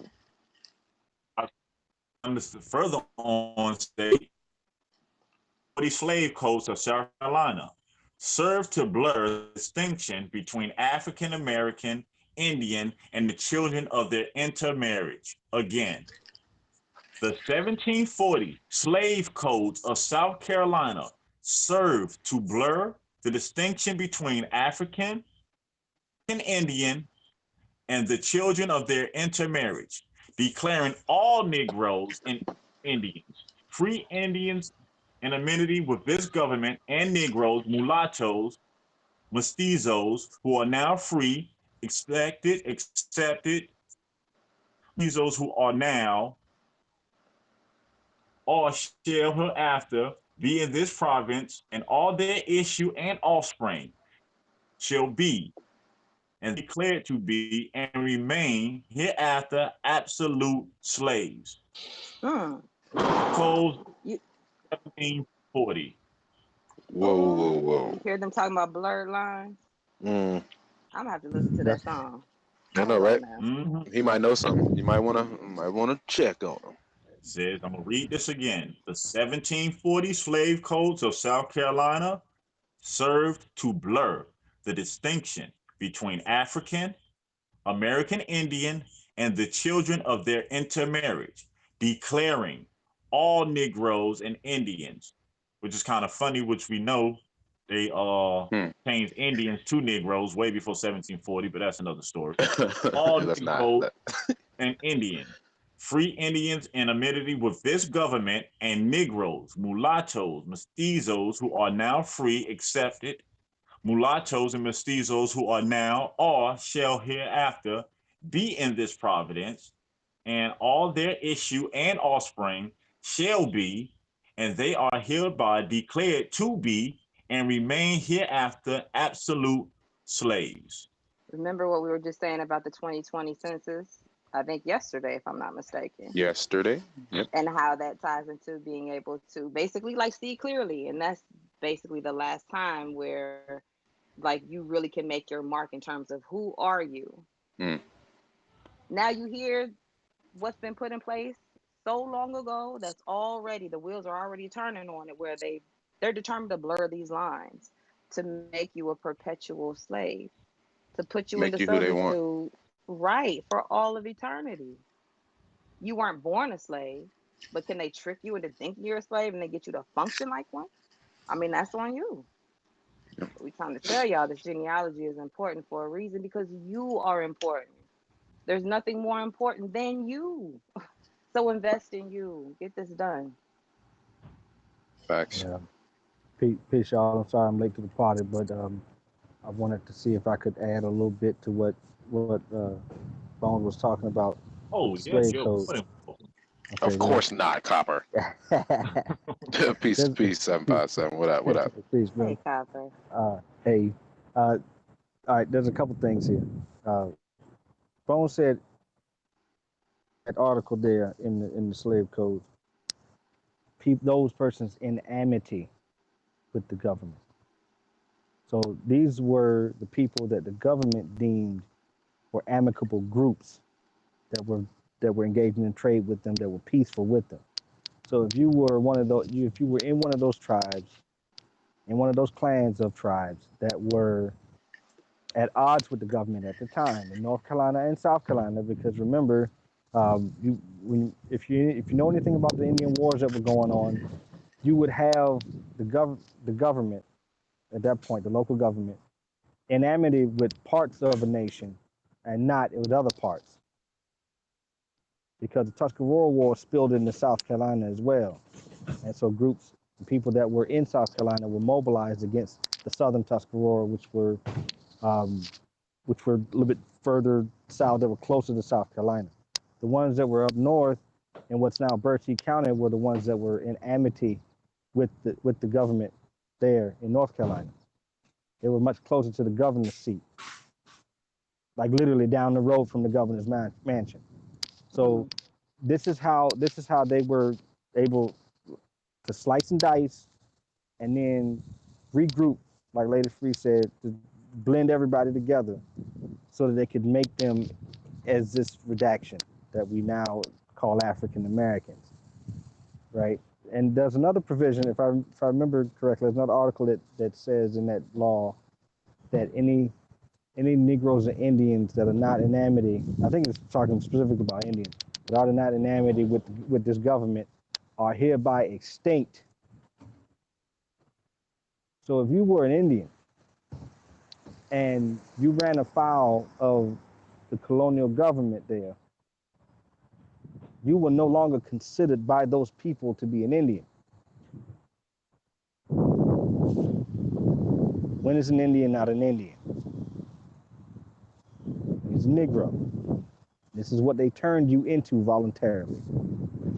So this was all of them getting on code, this law is a code, all of them getting on code and declaring you a Negro and not an Indian. That are you the mic. And I'm glad you came in, Copper, because earlier you would know better than any of us on the panel, because that's your tribe. They were speaking about how the Tuscarora was challenging the stoppage of Indian slave trade. Yes, that was a big part of it. If you ever have a chance to hear any members of the tribe speak about the history of the Tuscarora Nation, they talk adamantly about being against and making all attempts to stop the proliferation of the slave trade, because this is where the meat of the reclassification of people and the repurpose of people is shown in this part of the mid-Atlantic in terms of the colonies and the tribes, because there were slaves that were taken during the Tuscarora War and they were moved out. If you ever get to talk to anybody from the nation, they have records where there's and plantation owners attempting to keep people enslaved as Negroes.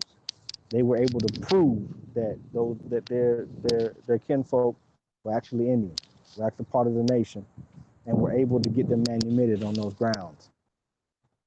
Yes, these people have vehemently been advocates of abolition of slavery. And but it's nice to have someone from the Tuscarora here to go into what we earlier. Appreciate that. Whoa, Mike. Was that check. Bones? Bones. Mic check. Yeah. He was Mic breakdancing. check. Mic check one. I caught what you said. Yeah, you good now. I caught you, Bones. I appreciate it. It's good to be able to talk about this. This was a few months ago, but I went to the Tuscarora Nation powwow down in Robeson County, and I was very fortunate to be able to hear an oral reading of the history of the tribe, especially during this period where they saw their brothers and sisters being taken into slavery, and the things that they tried to do to not only free their kinfolk, but also to try to put a stop to it. And at some point, with the whole thing having to become for a lot of these people to just move, to get out of the way so that they could stop their people from being kidnapped, taken as prisoners, and sold off somewhere.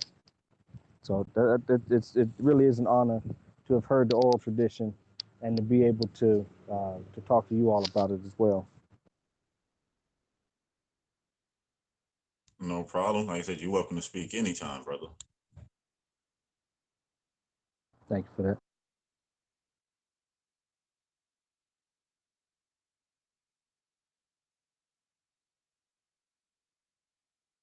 I'm just gonna drop down to the last section that we're gonna read from this rising, which to me I take it kind of personal because it ties into family.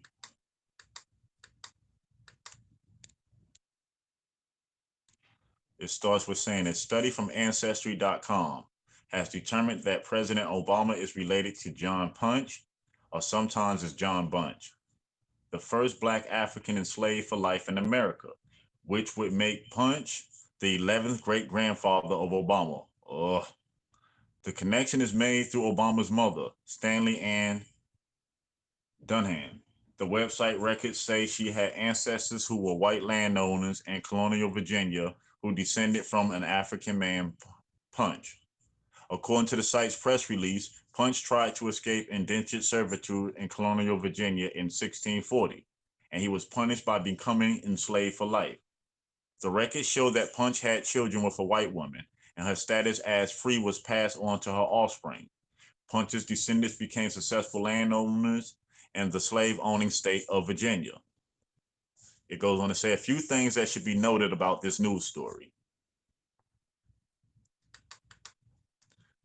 It says first, albinos are still lying as to where American blacks came from. In 1640, there was no African slave trade to the U.S. Thus, Punch could not have been an African. Additionally, logically, it would make no sense. Says two, only Europeans were indentured servants.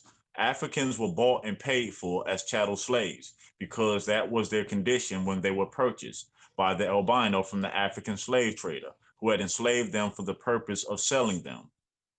The passage to America was expensive, and many of the immigrants were too poor to pay for the journey.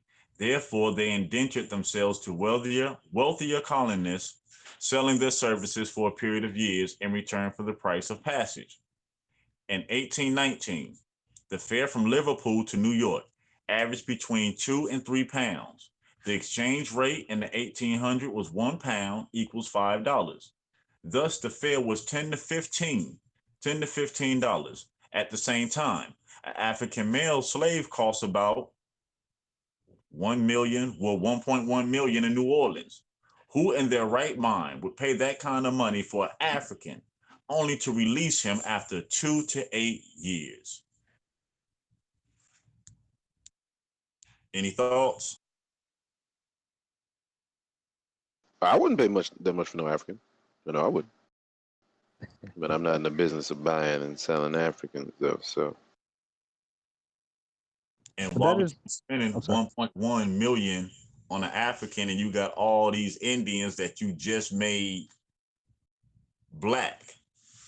Masses of people that were brought into a group, that were brought into a designation that's now being used to determine people from somewhere else, when these people never came from 1,000 miles away.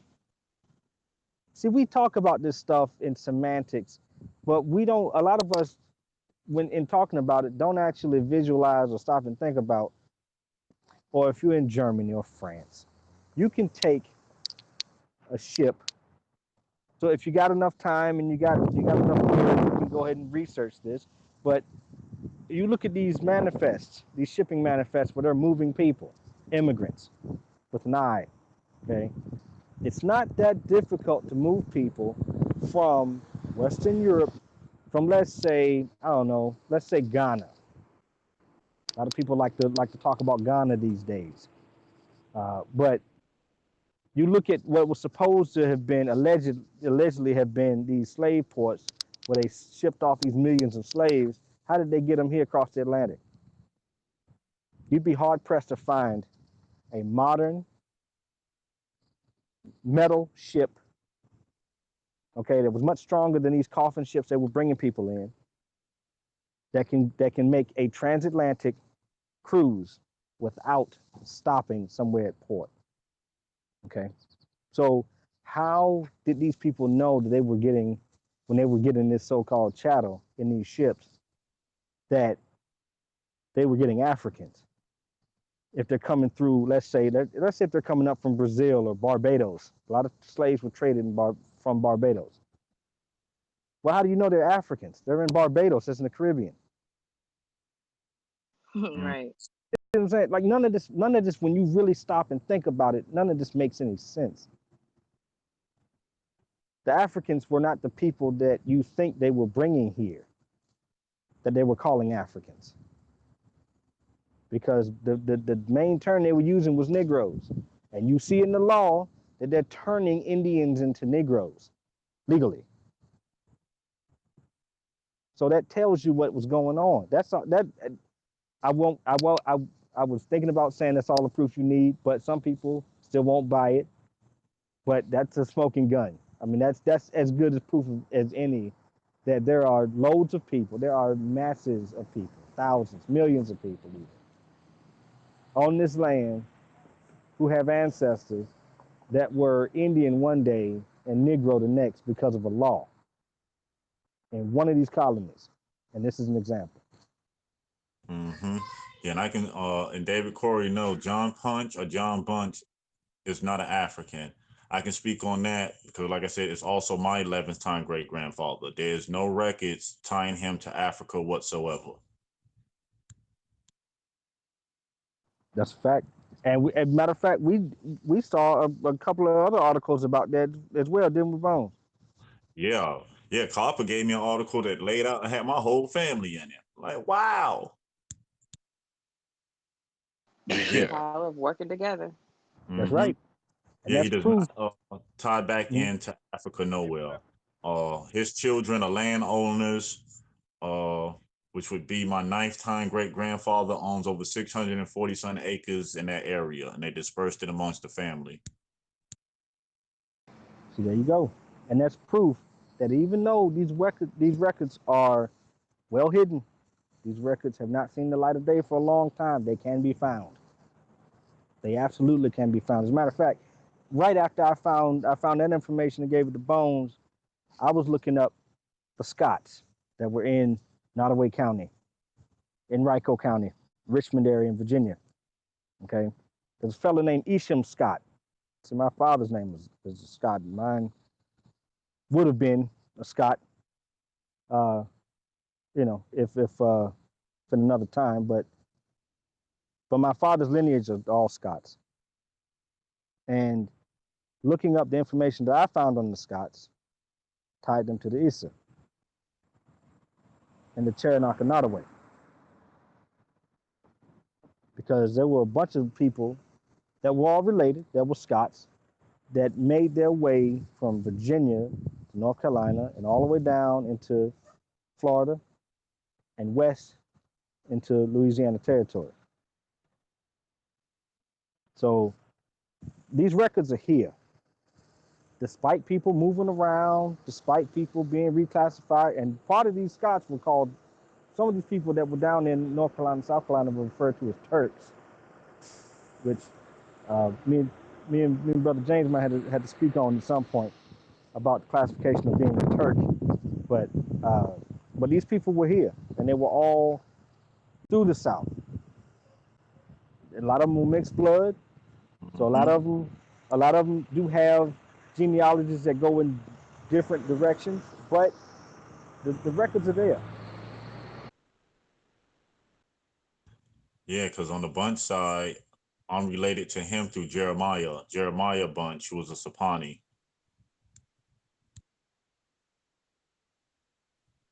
which goes down to David Bunch, who married, oh, I can't pronounce her name. I don't want to mess it up.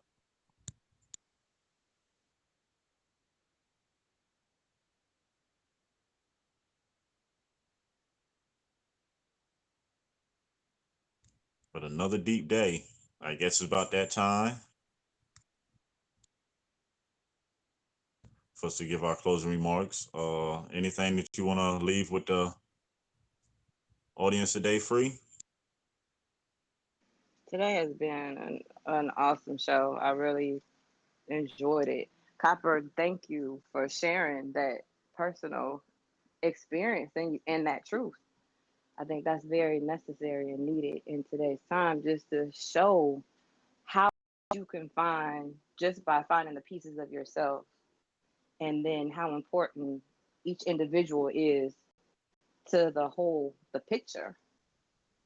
Every single person is an important part, and no one should be left out or left behind in terms of putting this collective truth together.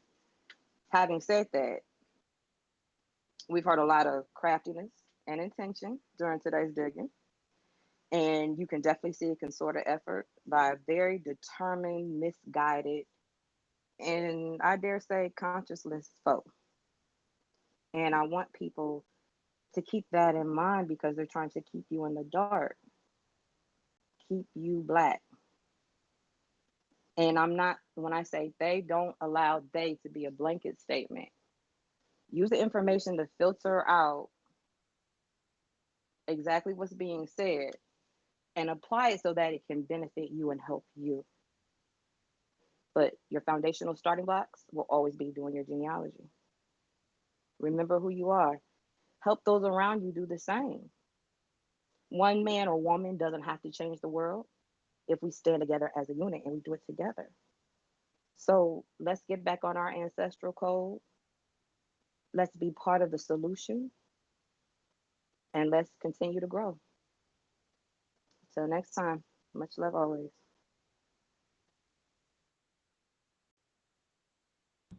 No sellout. Any closing remarks? Appreciate everybody for showing up today. Thanks to the panel. Thanks for everybody who showed up to the panel today.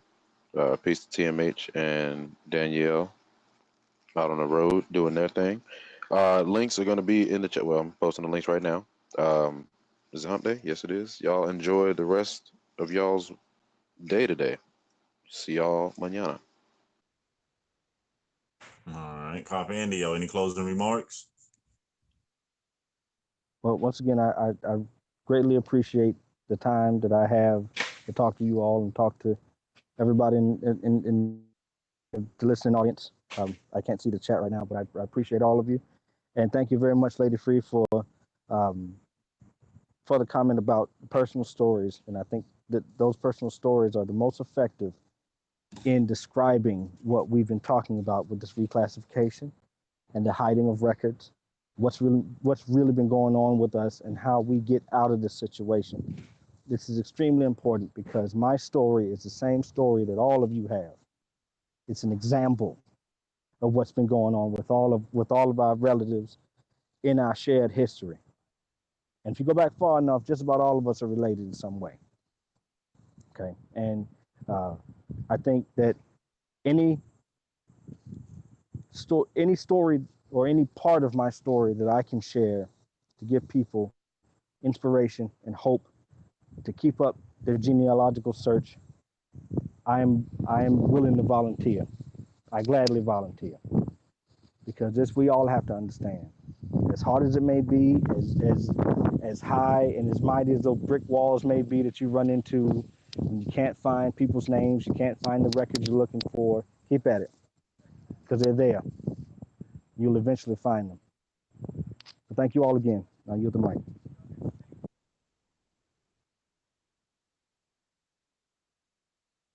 All right. James Flames, aka Doodoo, you still with us? Any closing remarks? Yes, sir. Still here. I appreciate everyone on the panel. Lady Free, of course, always bringing that balance. Brother No Sellout, dropping those hot lights in the chat. Make sure you're in charge of the next barbecue. That's reunion. And Brother Copper, man, I appreciate you. There's one thing when you share things on an intellectual level. It's another thing when you share them on a personal level. And and that's one of the things that I find most rewarding, and I'm sure you do as well, when you're able to tie yourself in to where you are, so you're not just reading a story or reading something off of document or out of a book. That's part of who you are, and that's while the focus is always on discovering who you are and get to your genealogy, because no one can take that away from you. That's who you are. Now come to find out, that Brother Bones now got to get Secret Service to work for him, because now he's related to the former president. So y'all better watch it y'all fans. That y'all already said, oh man, it's fine. Let's for the government. Hey, that's next. You know it's next. You already know what's coming. Wow. James, you're a police officer too, by the way.